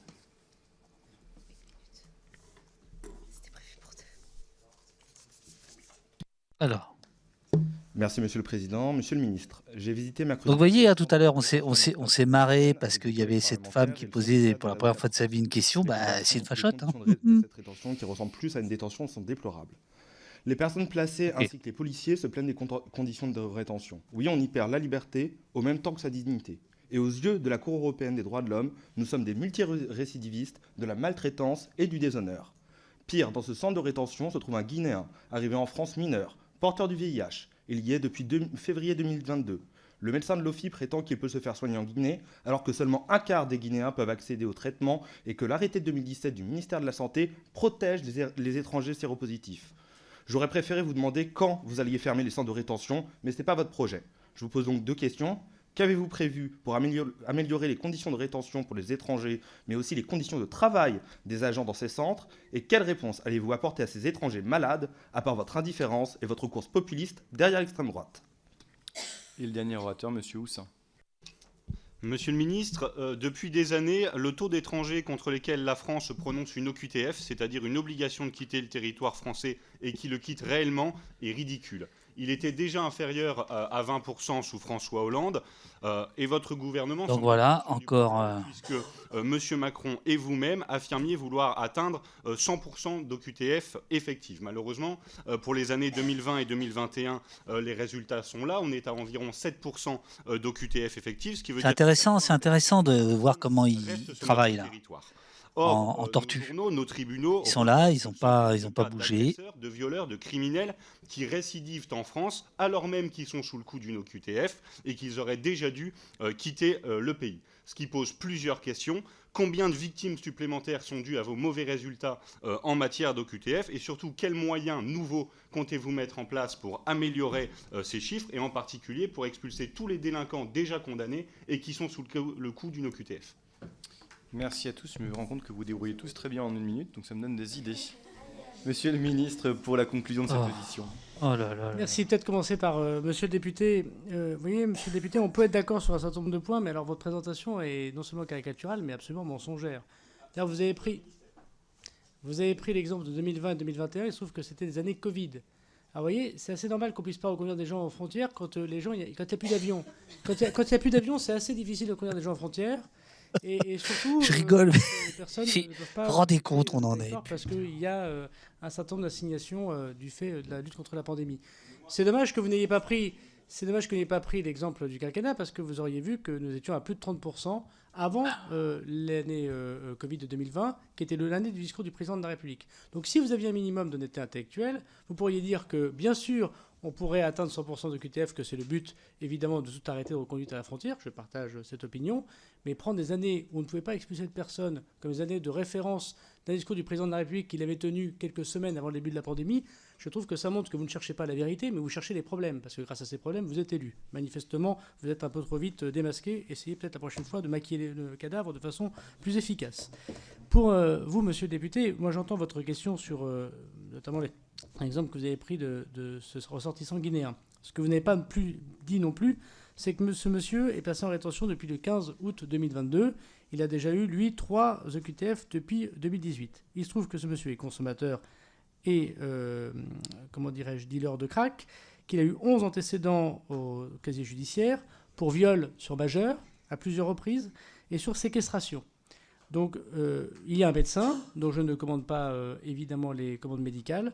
Et effectivement, ce monsieur qui n'est pas légalement sur le territoire national, qui a commis des crimes ignobles, que vous n'avez pas précisé dans votre intervention, là aussi, je trouve que c'est un peu dommage de ne pas avoir fait une présentation un peu biaisée, faisant croire que nous n'avions pas d'humanité, et qui, par ailleurs, monsieur, le juge de la liberté de la détention et le médecin, 2 personnes pour lesquelles le ministre de l'Intérieur a, entre nous, assez peu de pouvoir sur eux, ont donné un avis d'expulsion favorable.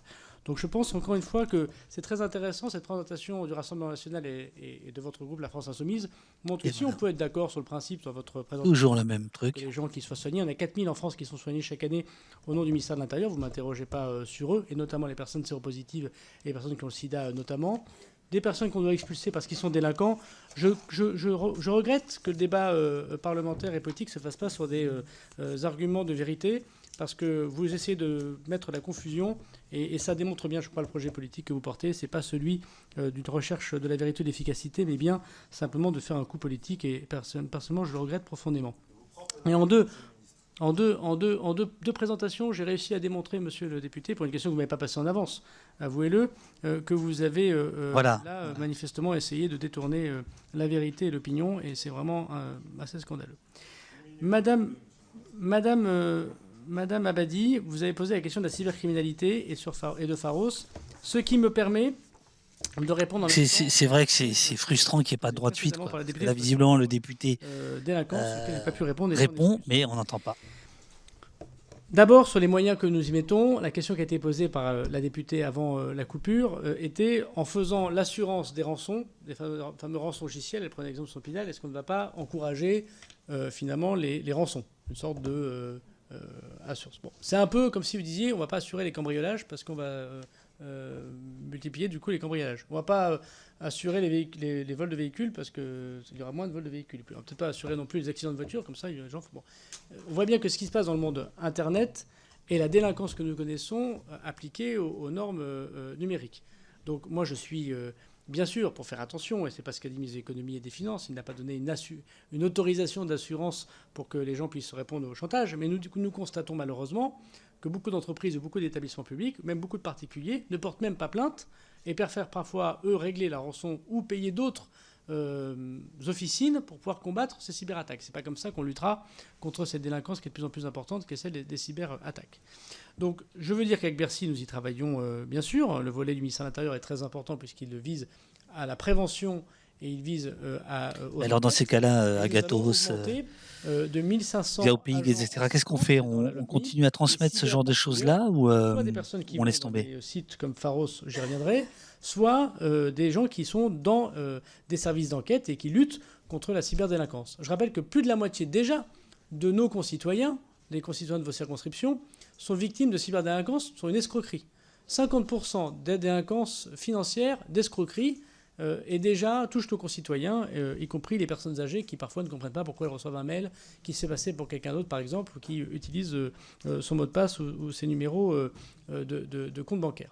Donc c'est vraiment un point très, très important de lutter extrêmement fortement pour que la cyber-voiture du policier ou du gendarme soit aussi rapide et efficace que la cyber-voiture du délinquant. Sur Pharos, alors si je peux me permettre d'un abadi, c'est désormais 54 enquêteurs qui sont... à Pharos, donc on a doublé le nombre d'agents qu'il y avait à Pharos et qui désormais travaillent 24 heures sur 24, 7 jours sur 7. Contrairement à ce qu'on pense, mais vous l'avez dit en partie, Pharos... Ça turbine les terroristes, les collaborateurs. Mais ça dénonce surtout les atteintes aux mineurs. Et aujourd'hui, le premier signalement des personnes sur Pharos, Internet, c'est les atteintes aux mineurs.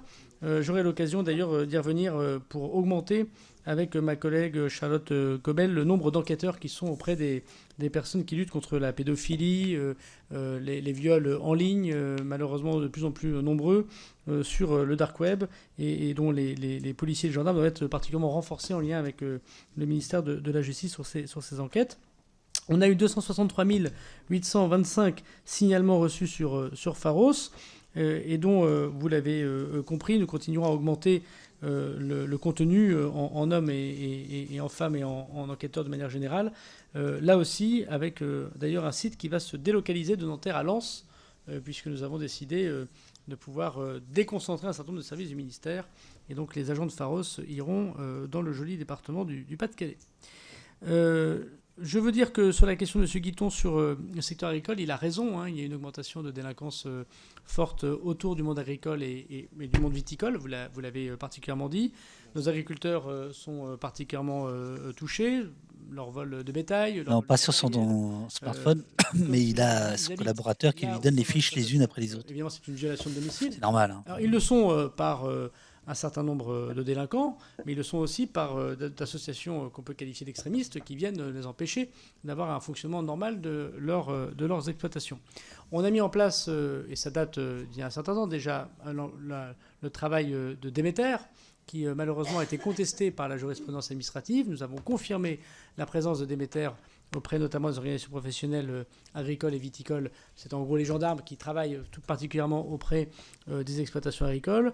Et nous avons, vous avez entendu, augmenté jusqu'à 1500 gendarmes verts, c'est-à-dire des gendarmes spécialisés dans l'hyper-ruralité et en lien avec le monde agricole et de manière générale les exploitants de la nature. L'hyper-ruralité, c'est ça. D'atteinte, atteinte environnementale c'est sûr, mais aussi d'atteinte de délinquance. Dans les 200 brigades, nous allons effectivement renforcer particulièrement les lieux qui ne connaissent pas ou assez loin des brigades de gendarmerie. Depuis 20 ans, on a supprimé 500 brigades de gendarmerie avant l'arrivée du président de la République, Emmanuel Macron. On en recrée 200. C'est la première fois depuis 20 ans qu'on recrée des brigades de gendarmerie. Donc, comme je vous l'ai dit, vous serez tous invités dans vos départements par les préfets, par vos commandants de groupement, avec l'ensemble des élus, pour décider quelles sont les implantations. Et en février, je rendrai évidemment ma décision. Même les communes qui ne connaîtront pas de brigade de gendarmerie vont en fait connaître un renforcement d'effectifs, puisque là où on met une brigade, évidemment, ça permet à l'autre brigade de faire moins de kilomètres pour venir intervenir dans tel ou tel endroit. Mais vous avez parfaitement raison sur la protection que l'on doit à nos agriculteurs et à nos viticulteurs, puisque vous avez parlé d'eux en particulier. Je vais répondre à M. Bernalicis. Je comprends que de là où il est, il nous entend, c'est-à-dire sans doute en numérique. Oui, il regarde au poste. Je vais m'inscrire en faux sur son constat, en tout cas sur sa question, dont j'ai compris qu'elle n'était pas feinte, mais qu'elle était le souci de sa part de mieux comprendre ce que nous essayons de faire. Et ainsi, je permettrai d'en parler également à M. Rabault, c'est ça, pardon, si je écorche votre nom. Rambaud, pardon, qui m'a interpellé sur la même réforme. Tout ce que vous avez dit tous les deux sur les propositions, indépendamment du fait que vous soyez ou pas pour cette réforme, est faux. Il n'y a pas de suppression de brigades spécialisées, monsieur le député. Il n'y a pas de suppression d'office, il n'y a pas de suppression de brigades spécialisées. Il y aura toujours le CLIF, il y aura toujours... Donc je sais qu'on a vu cette fake news circuler. Je veux vous redire ici, devant les parlementaires de la Nation, que la réforme de la police nationale ne vient pas supprimer des offices ou des brigades spécialisées. Le deuxième sujet, on peut être contre pour d'autres raisons que celle-là. En tout cas, ça n'existe pas. La deuxième raison, c'est que je veux dire, M. Bernalicis, non. La réforme de la police nationale, et notamment la réforme de la police judiciaire, ne vise pas à augmenter les heures de patrouille sur la voie publique. Pour ceux qui ne l'ont pas suivi, le président de la République, dans son discours de Roubaix, après le Beauvau de la sécurité, a donné comme objectif au ministère de l'Intérieur, sur 10 ans, de doubler le nombre de patrouilles sur la voie publique. Je pourrais démontrer à l'envi, peut-être lors de l'audition du texte de loi, comment on y arrive. On y arrive par la fin de certains cycles horaires, on y arrive par les réservistes de la police nationale qu'on a créés, par l'augmentation des crédits de réserve de la gendarmerie, on y arrive par l'augmentation des effectifs, mais on n'y arrive en aucun cas. Il n'y a pas une heure de travail qui est comptée comme étant la réforme de l'APJ permet de mettre plus de personnes sur la voie publique. Ce n'est pas du tout l'objet de la réforme. Donc je le redis, non, ça ne fait pas partie des augmentations de présence sur la voie publique. Donc vraiment, on aura l'occasion d'en reparler avec M. Bernalicis et peut-être avec vous, M. Rambaud. Moi, je veux redire que, par ailleurs, j'ai du mal à comprendre comment on évoque à chaque fois des taux d'élucidation, une police qui doit être plus performante et refuser les moyens de modernité. Il s'agit de refaire la modernité de la police. C'est normal, elle n'a pas bougé depuis un certain temps, malgré ses évolutions et malgré ses personnels. Et sur la police judiciaire, on la renforce. Et évidemment, on change un certain nombre d'habitudes qui sont toujours difficiles.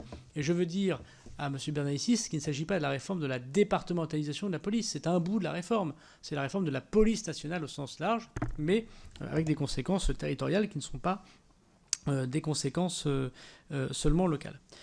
Alors, sur l'accompagnement des maires, M. Baladin, je suis un peu embêté parce que je comprends ce que vous dites et je le soutiens.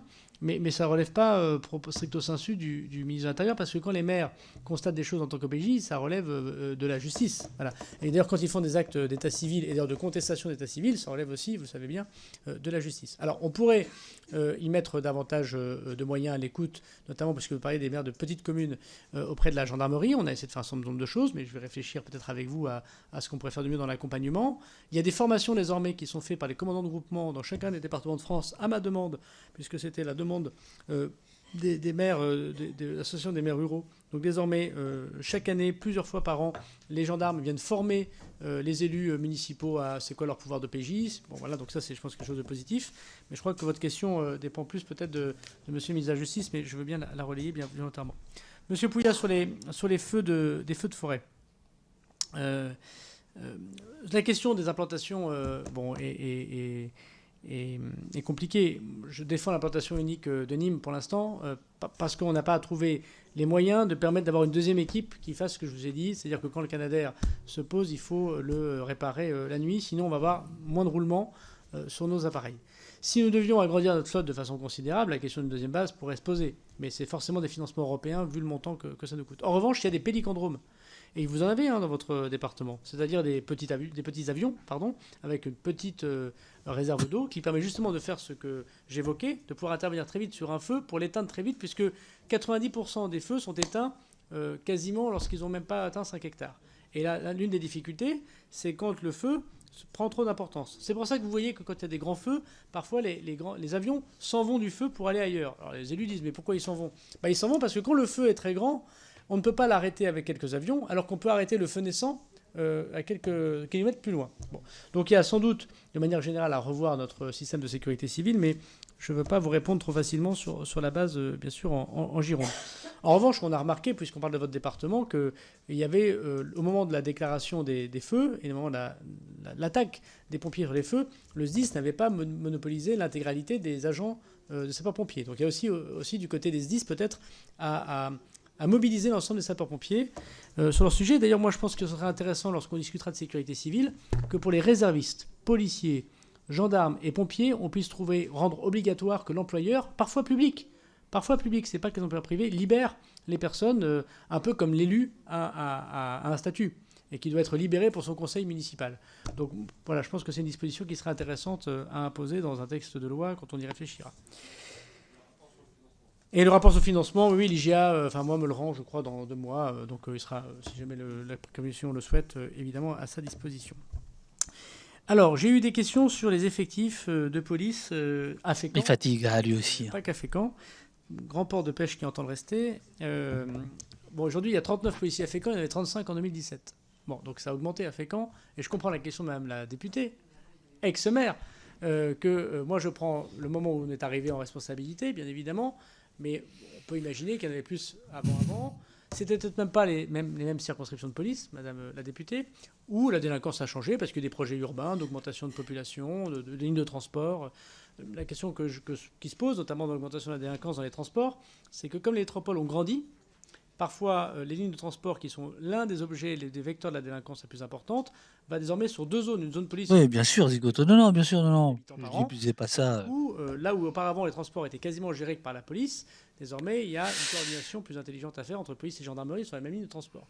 Donc oui, vous avez raison, il y a eu des évolutions aussi institutionnelles qui font que cette comparaison de 2017 est forcément une mesure, et comme toute mesure, discutable. Alors, les effectifs que nous allons créer... Bon, et moi, j'ai une émission à préparer pour demain, là. Plus du chiffre de 2017, puisque à l'heure où je vous parle, l'intégralité des commissariats de France a vu un effectif supérieur en 2022 par rapport à 2017. Donc, on a tenu notre promesse, si j'ose dire, de 2017. La difficulté... non, ça fait 3 heures, Rial. C'est que nous devons on a pris l'antenne à 15 heures. Dans certains endroits, pour combler par rapport au chiffre de la délinquance qui mériterait d'avoir plus d'effectifs de police, soit de bloquer les départs. Parce que j'ai expliqué tout à l'heure avec Mme la députée que le ministre de l'Intérieur était limité dans les affectations de policiers, mais le ministre il est aussi limité, puisqu'il peut mettre 100 policiers de plus à Marseille. S'il y en a, c'est la question que vous me posiez sur le net ou le pas net, tout à l'heure sur Nîmes, s'il y en a beaucoup plus qui partent, dans ces cas-là... Alors, vous savez que les ministres précédents ont bloqué à la préfecture de police un contrat de 8 ans. Quand vous êtes muté à Paris, Petite Couronne, vous ne pouvez pas faire plus de 8 ans, au moins, sur un territoire particulier. Ça a des avantages et des inconvénients, cette situation. Moi, je vais proposer, par un décret, évidemment après avoir consulté les syndicats de police, que nous puissions mettre un pourcentage de départ dans chaque commissariat. Parce qu'il faut bien voir que quand on crée des effectifs de police, on les met pour lutter contre une certaine délinquance. Et c'est normal qu'un certain nombre de policiers souhaitent quitter ces zones qui ne sont pas toujours les plus agréables à vivre, pour plein de raisons d'ailleurs. Pas que pour des raisons professionnelles, ça peut être des raisons personnelles, parce que leur conjoint est de l'autre côté de la France, par exemple. Et donc ce qu'on va faire, ce qui n'est pas le cas aujourd'hui, moi parfois j'ai des départs de 15% dans un commissariat, nous allons limiter un pourcentage de départ. Pour qu'à la fois, quand on met des effectifs, on soit de façon certaine capable de croire qu'il y a une croissance, et pas de dire, mais alors il y en a combien qui partiront en retraite, qui partiront de l'autre côté. On voit bien que la zone atlantique est plutôt très bien pourvue en policiers, et que l'axe urbain Lille, Lyon, Marseille, pour faire très vite, est plutôt moins bien pourvu en policiers. Il y a aussi un peu d'aménagement de la structure des affectations de policiers. Ce n'est pas qu'une question d'effectifs, c'est aussi une question de comment on répartit ces effectifs de police. La question a été posée sur les manifestations. Je vois Mme Martin sur l'écran, donc je ne voudrais pas oublier de lui répondre. Donc sur l'ordre public de façon générale. Alors, ce n'est pas tellement moi qui ai changé, Madame la députée, la façon de faire l'ordre public. Hein. Je rappelle notamment les événements à Paris, de préfets de police qui sont succédés. Je n'ai pas l'honneur d'être ministre de l'Intérieur à ce moment-là. Mais je pense que ce qu'a vécu la préfecture de police, qui est en général le lieu principal du maintien de l'ordre, quoique on verra qu'il peut y avoir d'autres situations, bien évidemment, fait qu'il y a eu des manifestations spontanées, non déclarées. Vous savez qu'en France, il faut déclarer les manifestations numériques. On ne sait pas le nombre de personnes qui venaient. sans organisation professionnelle. Quand la CGT organisait une manifestation, travaillait avec les services de police auparavant. Je ne dis pas qu'il n'y avait pas de casse dans certaines manifestations, mais enfin, il y avait un service d'ordre qui était organisé, il y avait une discussion, indépendamment des difficultés politiques entre les positions. On voit bien qu'aujourd'hui, tout ça a changé profondément. Et donc, je crois que ce qui s'est passé, mais beaucoup de gens ont écrit sur ce sujet, j'ai moi-même été auditionné plusieurs fois, c'est un changement des manifestations qu'on peut qualifier parfois de spontanées et de difficilement maîtrisables dans leur parcours et dans leur fonctionnement. Alors, il y a eu beaucoup de questions. L'une des difficultés quand même que nous avons dans l'ordre public, malgré tout, la mobilité de ces forces mobiles et le nombre de forces mobiles. C'est-à-dire que moi, l'ordre public, je veux redire ici que c'est un métier. C'est pas la même chose d'être policier de sécurité publique que d'être policier d'ordre public. Et ce qui n'a pas bien fonctionné, vous savez bien, dans les manifestations violentes des Gilets jaunes, c'est qu'on a mis des policiers de voie publique, pas simplement à Paris, mais aussi dans des villes de province, s'occuper de l'ordre public. Et pour tout le monde, c'est difficile. Parce qu'ils n'ont pas les techniques professionnelles d'ordre public, ils n'ont pas le matériel non plus pour le faire, et eux-mêmes ont été parfois molestés ou attaqués parce que ce n'est pas leur métier de faire cela. Donc il fallait absolument augmenter en nombre d'effectifs, et peut-être que, voilà, on parlait tout à l'heure des 500 brigades de gendarmerie qui avaient été supprimées. Il y a eu 15 escadrons du FM qui ont été supprimés dans les 20 dernières années. Et donc il faut aussi voir, madame, que quand les manifestations violentes, ou en tout cas spontanées, originales, différentes, multipliées, sont arrivées, c'est le moment où sans doute les forces de police étaient les moins armées pour pouvoir faire face à ces enjeux. Donc d'abord, on a augmenté et on continue à augmenter les forces mobiles, bien évidemment, les 11 escadrons, je l'évoquais, ou les 7 qu'on va libérer de Paris. Par ailleurs, il y a une question de mobilité. On a beaucoup travaillé sur ce qu'on appelle la sécabilité, comment les CRS et les gendarmes ne travaillent pas en groupe, mais travaillent par petits groupes, et également les mobilités par leur matériel, j'y reviendrai pas. Ensuite, vous avez raison, le policier et le gendarme, il est avant tout là pour que la manifestation se déroule selon le droit constitutionnel à manifester. Et moi, je suis très fier d'être ministre de l'Intérieur d'un pays qui organise des manifestations contre le ministre de l'Intérieur. Et on les protège. Et on fait des réunions pour que les choses se passent le mieux possible. Les policiers et les gendarmes, ils encadrent des personnes qui les insultent et qui disent que la police tue. Bon, mais ils le font avec, je crois, beaucoup d'efficacité républicaine. Donc, vous avez totalement raison, le droit à manifester, c'est un droit constitutionnel que la police et la gendarmerie doit Aïe, aïe, aïe. Je vous renvoie à Raphaël Kempf, qui est venu au poste la semaine dernière. Leurs opinions politiques. Donc ce point est évidemment essentiel, et je le répète à chaque fois que j'évoque l'ordre public avec les policiers et les gendarmes. La deuxième des choses, madame, c'est que la stratégie d'ordre public n'avait jamais été écrite. Alors ce que j'ai fait moi, c'est vrai, c'est que je l'ai écrit. J'ai écrit un schéma national du maintien de l'ordre.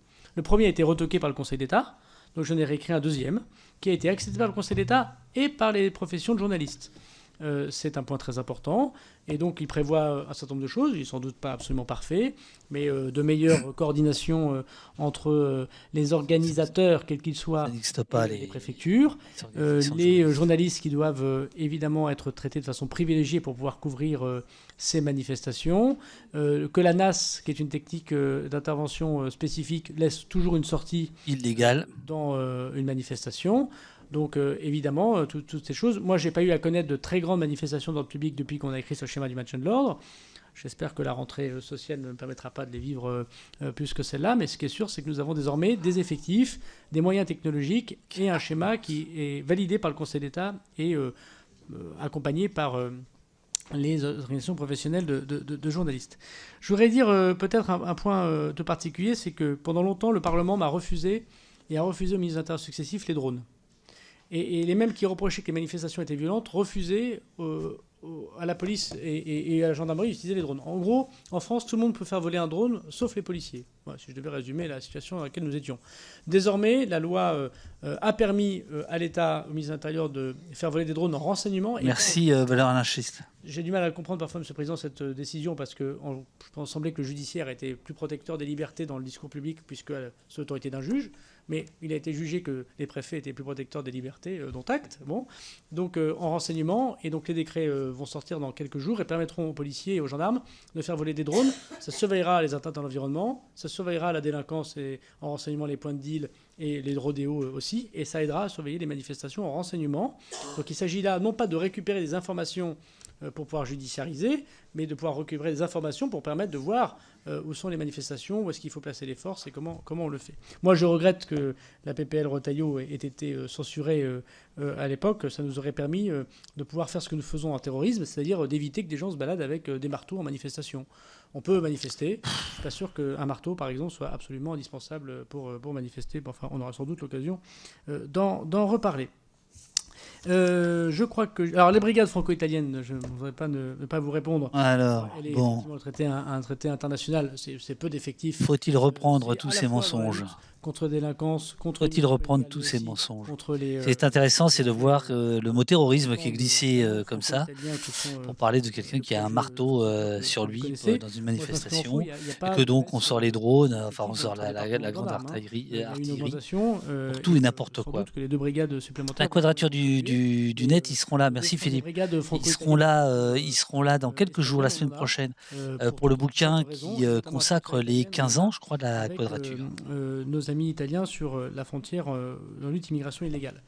J'attire votre attention que notamment autour de Modane, il se trouve que j'étais ministre des Comptes publics à ce moment-là, on avait un sujet, c'est pour ça qu'on a créé ces brigades franco-italiennes, parce que, rappelez-vous, les douaniers ne s'étaient pas arrêtés à la bonne station de train lorsqu'ils faisaient des contrôles dans le train qui les amenait justement par Modane de l'autre côté de la frontière, et que nous avons eu à l'époque, M. Salvini était en campagne électorale, une dénonciation de notre intrusion sur le territoire italien. Et donc on a réglé, c'est plutôt mon prédécesseur qui a réglé le problème, en créant ces brigades de binationalité qui permettent chacun de respecter la souveraineté de ces pays. Mais j'ai compris dans votre intervention que la question n'était pas totalement sur la brigade franco-italienne. Donc je pense que c'est le ministre de la Transition écologique qui pourra le mieux vous répondre.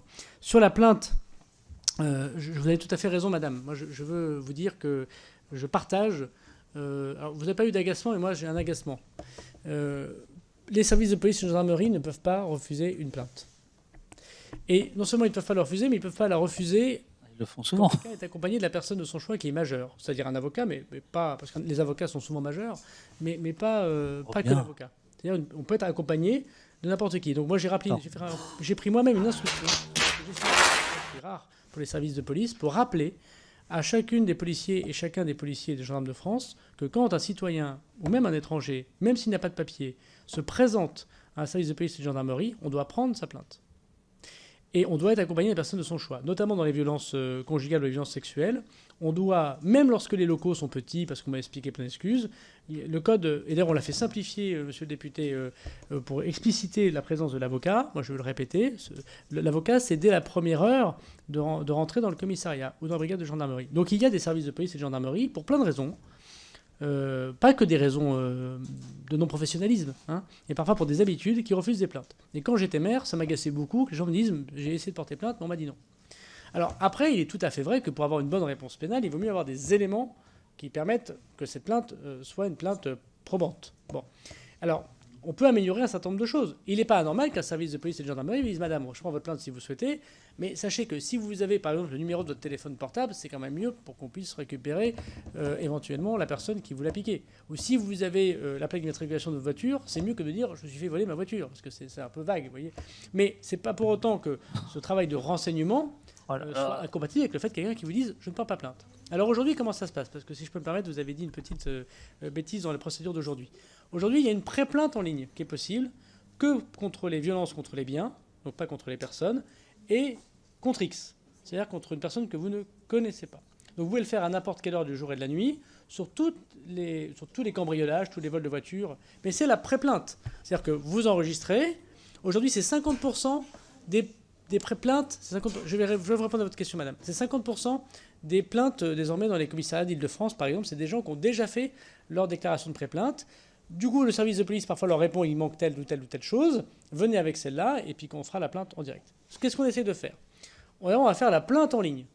Donc après la pré-plainte, mais ça pour ça il me faut une disposition législative, donc il faut voter le texte que je vous présente, sinon on ne va pas y arriver. Bon. Donc il y a la plainte en ligne. La plainte en ligne, ce sera toujours que pour les biens, parce que contre les personnes, on a besoin de voir les personnes. Je ne peux pas dire mon mari... Mais attendez, je vous explique. Je ne peux pas dire mon mari m'a tapé, j'ai des bleus, et je vais faire une plainte en ligne, parce qu'il y a des questions-réponses qui doivent se poser. Donc la plainte en ligne directement sur ordinateur, elle se fait sans interaction avec un service de police que sur les biens. Ça, c'est le premier point. C'est quand même plus de 50% de la délinquance. Ensuite, donc ça libère du temps d'enquêteurs et ça permet de mieux vous accueillir quand il y a une violence contre les personnes qui sont, avouez le, plus graves. Deuxièmement, quand les gens, c'est des violences contre les personnes, on va accepter dans la loi LOPMI une disposition pour la plainte en ligne numérique visio. C'est-à-dire que vous pourrez demain, en 2023, déposer une plainte, mais parce que vous n'avez pas envie de bouger, parce que ça vous fait peur d'aller d'un endroit, de ne pas croiser votre harceleur, je ne sais quoi d'autre, de dire, voilà, je prends rendez-vous en visio avec le service de police, là il vous voit, vous pouvez lui montrer un certain nombre de choses, il peut discuter ou poser des questions avec vous. Et dans les questionnaires désormais sur les violences conjugales, vous avez vu, il y a beaucoup de questions qui sont posées par les services de police qui ne peuvent pas se faire sur un questionnaire écrit. Et donc on répond à la fois à votre demande, plainte en ligne pour toutes les violences contre les biens, plainte en visio possible contre les violences également aux personnes. Voilà. Et on espère effectivement que ça contribuera à la facilité, à désengorger les commissariats et les gendarmeries, à pouvoir évidemment libérer la parole dans un certain nombre de cas. Je pense qu'il ne reste plus qu'une question, c'est les EQTF. Ah ouais, de grâce. Et titre de séjour pour M. Terlier. Et puis il y avait M. Pont. J'oublie M. Pont. Je ne peux pas oublier M. Pont. Aujourd'hui, pour la loi immigration, on va essayer, en tout cas on a proposé au Conseil d'État, qui manifestement l'a accepté, mais évidemment un avis sera rendu sur le texte qu'on proposera, que lorsqu'il y a un refus de demande d'asile, il y ait concomitamment une EQTF qui soit mise, ou en tout cas un refus de titre de séjour et une expulsion prononcée. Parce qu'aujourd'hui, le parcours du demandeur d'asile, elle est délirante, si vous me permettez cette expression, pour ceux qui ont vraiment besoin d'asile, comme pour ceux qui détournent le droit d'asile. Puisqu'on donne 70% de refus, malgré les 130 000 demandes d'asile en France. Et contrairement à ce que j'entends, on n'est pas particulièrement ouvert sur l'asile. Donc le problème, c'est que les gens qui ont vraiment besoin d'asile, qui sont vraiment pourchassés, qui sont condamnés en raison de leur orientation sexuelle ou de leur opinion politique, ils attendent très longtemps avant d'avoir une réponse. Pourquoi ? Parce qu'il y a beaucoup de gens qui demandent l'asile, dont une grande partie détournent l'asile, alors que c'est une immigration, si j'ose dire, régulière. Et donc ce qu'on fait, c'est qu'on va réduire les délais. L'État a réduit beaucoup les délais. Mais ce qui n'a pas été réduit souvent, c'était la justice administrative. Pourquoi ? Parce qu'on sait tous que les tribunaux administratifs sont engorgés par le droit des étrangers. Plus de 50%, plus de 60% selon les TA. Et que la CNDA met plus de temps parce qu'elle a beaucoup de dossiers.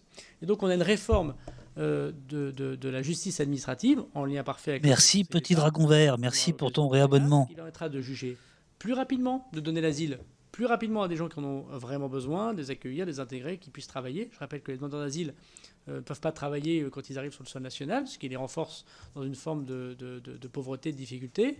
Et puis de l'autre côté, de dire très rapidement non à des gens qu'on ne veut pas sur le sol national et de leur dire, ben voilà, c'est non et c'est pas possible de rester sur le territoire national. Parce qu'aujourd'hui, quand on leur dit non à l'asile, du coup, ils demandent le titre de séjour, et puis après ils font un recours quand on leur refuse leur titre de séjour, puis après ils attaquent le QTF. Donc il y a jusqu'à 12 procédures, alors que le moyenne du droit, c'est 4. Voilà. Donc on aura l'occasion d'en reparler, mais effectivement, c'est tout à fait le sujet. Et en vous répondant, je me posais la question de savoir quelle était la question de M. Pont. Ah, c'est con ça. Il ne se souvenait plus. Pardon ? Oui. Ah oui, alors oui, c'est vrai, je l'avais marqué, je n'arrivais pas à me relire.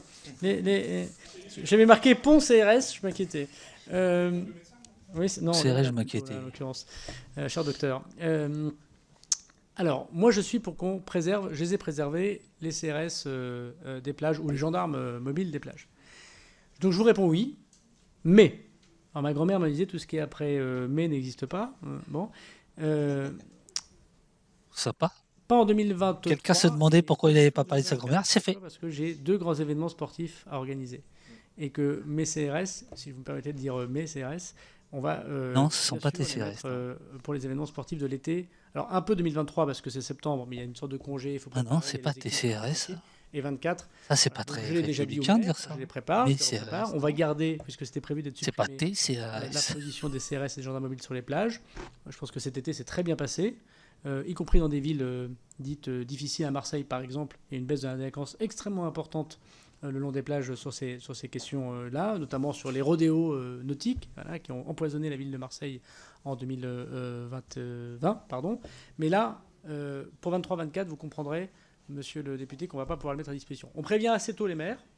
Alors ça peut être des brigades territoriales de gendarmerie qui le fassent, on peut imaginer des choses plus innovantes, mais ça ne sera pas les CRS et gendarmes mobiles, mais ils reviendront dès 25, dès qu'on aura organisé les Jeux Olympiques. Bien, monsieur le ministre, merci pour cette audition très complète. Pour un petit message. Frustrés par la durée de l'audition. Sa grand-mère qui n'est pas contente. contente. Budgétaire normalement à la mi-novembre et on aura octobre, pardon. Non mais j'anticipais puisque au mois de novembre on aura certainement une audition pour la LOPMI, donc ce qui fait qu'on vous reverra très vite et à ça c'est sûr. Régulier. Merci encore. Plaisir. Avec plaisir, c'est ça. Merci beaucoup, messieurs, dames. Merci beaucoup. Bon, alors, qu'est-ce qu'on va faire maintenant? Hop. Un petit message à caractère promotionnel. Je vous retrouve dans une seconde.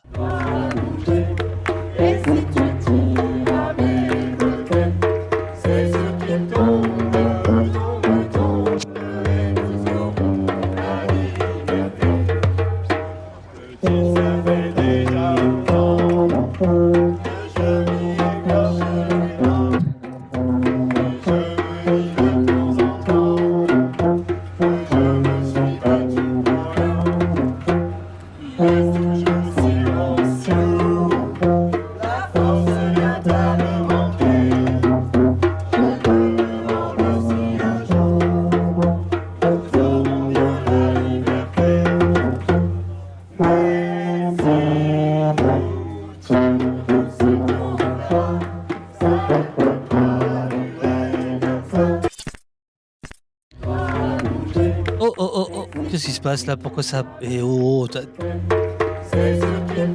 alors, c'est quoi ça? Il y a un problème? Attendez. Stop. Pardon, excusez-moi. Est-ce que Jean, comment s'appelle-t-il dans le chat? Est-ce que Jean Macquart est toujours là? Est-ce que Jean Macquart est toujours là? Alors, qu'est-ce que je retiens? Eh bien, pour ceux qui n'avaient pas vu le début de l'audition de Darmanin, donc 3 heures d'audition, il était en roue libre. Il est venu présenter ses top priorités pour les 2 ans à venir, puisqu'il s'est donné 2 ans. Hein, il n'est pas allé au-delà de 2 ans. Grosso modo, ce qu'il a expliqué, c'est que la priorité des priorités, c'était, il est revenu dessus là à l'instant, c'était l'organisation de la Coupe du Monde de rugby en 2023 et des JO en 2024. Il est revenu un instant là-dessus, en expliquant que c'était près de 1/3 du temps consacré par le ministère de l'Intérieur, donc ces 2 événements sportifs. Et de ces 2 événements sportifs, il en découle tout un tas de décisions en termes d'hommes et de moyens qui, évidemment, vont rester après. Sa deuxième priorité, c'est ce qu'il a appelé la baisse de la délinquance, avec 8500 créations de postes de policiers, dont 4 CRS et 7 escadrons de gendarmes mobiles. Il a ensuite évoqué pas mal le rôle de la sécurité civile, c'est-à-dire des pompiers principalement, dans les cas de feu de forêt et de réchauffement climatique, etc. Voilà, a priori, il a expliqué que c'était ça ses 3 priorités. Il a été obligé de défendre un peu sa réforme de la police judiciaire qui a du mal à passer au sein de la maison Poulaga. Et bien entendu, il nous a fait un dégagement sur les refus d'obtempérer qui aurait augmenté de 13% depuis le 1er janvier. Et il a été évidemment beaucoup question d'immigration, et notamment de Dunkerque, de Douai. Beaucoup de questions, très intéressant de voir comment le Front National a travaillé. Le Front National ils étaient 8, ils étaient assis tous ensemble au même endroit, comme un bloc, et ils ne sont pas partis avant la fin, ou en tout cas on n'a pas vu leur siège vide, là où les autres se sont barrés. 2 députés ont porté un peu le fer, c'est Elsa Fossillon et Sandrine Régold, contre Darmanin. Mais sinon, c'était un boulevard, quoi. Voilà, c'était un bon. Alors les rodéos, oui, il en a été question. Il a été question des rodéos. Je crois qu'il y a un bandonnéon qui a sonné, mais je ne sais pas ce qui s'est passé. Il a parlé des rodéos. Donc, qu'est-ce que je pourrais vous dire d'autre? Et vous-même, qu'est-ce que vous avez retenu? Hop, merde. Allô? Allô, allô? Allô, allô? Allô, allô? Ça, c'est bizarre. Allô? Ah ouais, c'est mon micro qui déconne. Voilà, vous-même, qu'est-ce que vous avez retenu? J'en profite pour vous dire que demain matin, et là, je ne m'attendais pas du tout à ce que ça dure aussi longtemps, cette audition. Donc là, je vais cavaler pour aller préparer l'émission de demain, même si je ne doute pas que Dominique Simoneau sera... Alors, où est-ce qu'elle est, Dominique Simoneau? Tiens, elle n'est pas... Attendez, je cherche le lien. Voilà, c'est ça.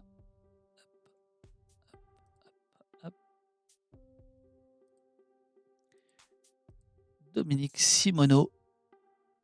Voilà.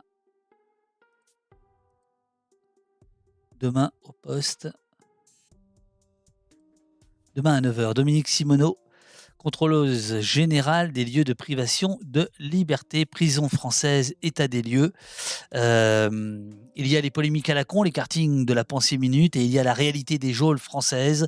Dominique Simoneau, contrôleuse générale des lieux de privation de liberté, une amie de longue date, viendra demain matin nous raconter ce qu'elle sait, ce qu'elle voit et ce qu'elle entrevoit. Comme elle sait faire, toujours franche et sincère, ça va dépoter, c'est à 9h. Et là, ce sera tout à fait autre chose que ce qu'on a entendu cet après-midi.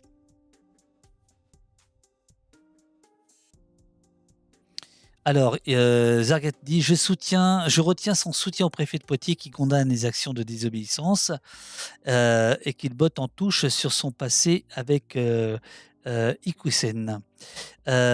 Sorcière, je retiens le mépris, du mépris et encore du mépris exprimé par le ministre. » Alors après, il y a beaucoup de rejet épidermique ou non du personnage. Alors, Alexandrie nous dit « Pas impossible que la NUPES retienne ses coups pour le débat à l'Assemblée nationale. » Philippe Maesetti qui dit « Mais CRS », donc effectivement c'est une expression de Darmanin là, à la toute fin de l'audition. Il a dit « Mais CRS », hein, si vous permettez l'expression. Bah non, on la permet pas. Bah non, absolument pas. C'est pas TCRS, ça non. Ou alors si ce sont TCRS, alors c'est exactement comme disait l'autre, quoi. On n'est pas dans le même camp, quoi. Voilà, donc ça c'est un vrai problème, ça. Tu le veux? Et le café de Monsieur Martineau? Bah, c'est celui-là. Si c'est le café de Monsieur Martineau, c'est le café de Monsieur Martineau. Voilà, je vois que Pimico arrive dans le chat. Pimi qui a des projets incroyables. Je ne sais pas si on peut en parler ici ou si tu préfères attendre. Tu as déjà un peu évoqué dans le Discord. Alors moi les amis, j'ai deux choses ce soir. J'ai préparation de l'émission de demain et à 20h, réunion au sommet avec les 4 modos, Eurial, Jessie, Robin et Olivier. On fait un petit peu le point, mais on fera court aujourd'hui parce qu'au mois de juillet, on avait fait très très long. C'était très sympa, mais c'était très très long. Donc, réunion à 20h pour savoir que pour si chacun retrouve bien ses marques dans cette rentrée. Je vous rappelle que vos dons et vos abonnements permettent à l'équipe de Poste de se rétribuer. Eurial est en CDD, Jessie travailleuse indépendante, donc c'est sur facture. Donc merci beaucoup à vous tous. De nous aider, de vous aider en faisant en sorte que on peut tenir un peu la rampe. Voilà. Et j'ai parlé de 4 modos, il y en a un 5e, d'une certaine manière. C'est Emmanuel qui est arrivé sans coup férir dans la semaine dernière, et qui est ingé son et qui nous a donné un sérieux coup de main. Je pense qu'encore aujourd'hui, vous avez dû sentir que le son était de meilleure qualité. Et ça, c'est absolument génial. Qu'est-ce que je vois d'autre?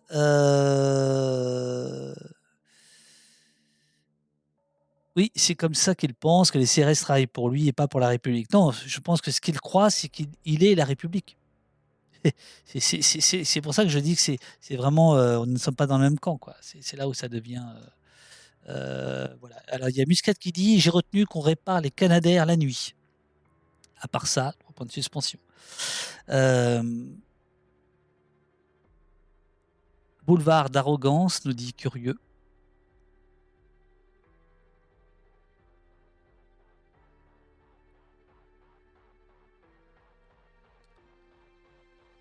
Alors, chers amis, si vous avez des questions demain, Dominique Simoneau, contrôleuse générale des lieux de privation, n'hésitez pas.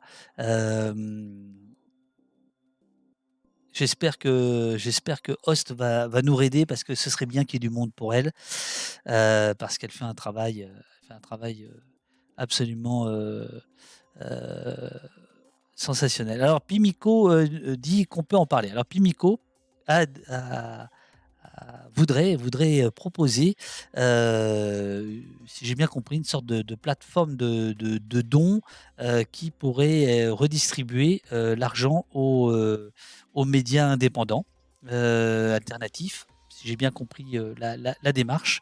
Mais je pense que le mieux, c'est peut-être d'attendre en effet que ça se développe. J'ai bien vu que tu m'avais envoyé un petit email, et je vais y répondre dès que je pourrai, mais là, je cavale, quoi. Voilà.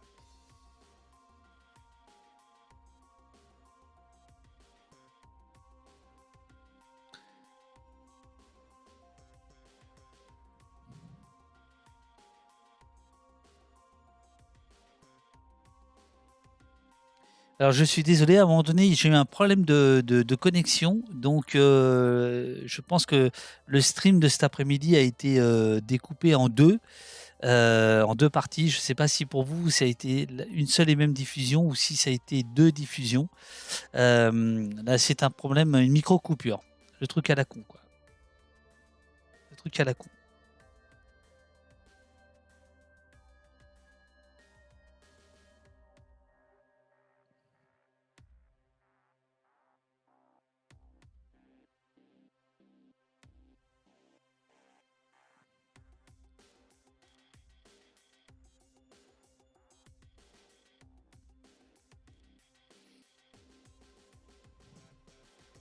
Donc je vois que ça discute dans le chat. Chers amis, je vais bientôt couper, parce qu'il faut vraiment que je me mette à bosser. C'est absolument impossible de faire autre chose pendant une retransmission comme celle de cet après-midi. Il faut rester concentré, d'autant qu'il faut lancer les fiches des députés. J'ai vu que certains trouvaient ça chouette. C'est un gros travail de data fait par Olivier, par Glodioman. On récupère en fait les données de noscitoyens.fr et de l'Assemblée nationale, on les remouline et on vous les donne, ce qui fait qu'on a des petites fiches, et ça, c'est nulle part ailleurs. Vous avez ça nulle part ailleurs. Voilà. Rien vu, car assommé par Darmanin.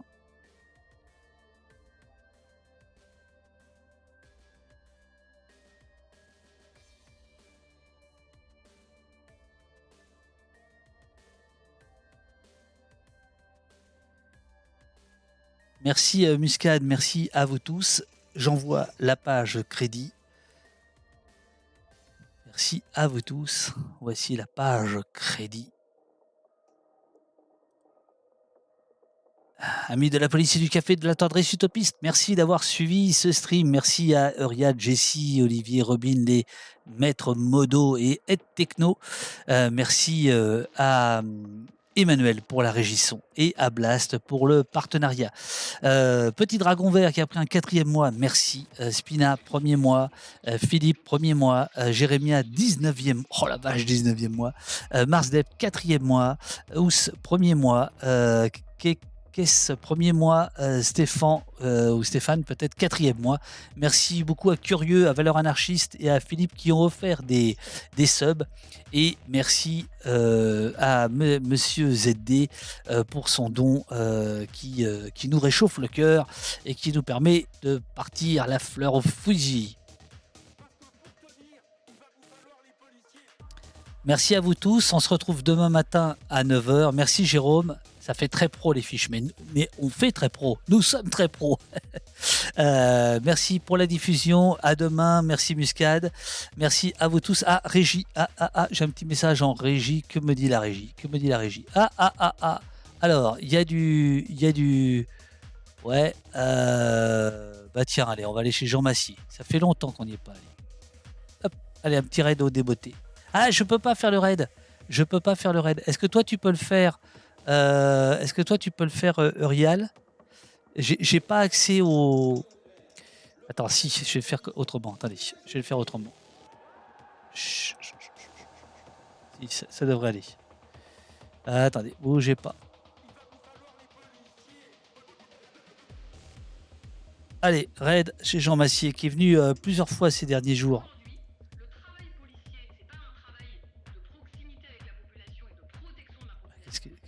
Pourquoi il veut pas? Voilà. Allez lui faire coucou, envoyez-lui un peu de police à ce gars-là. À demain les amis, 9h.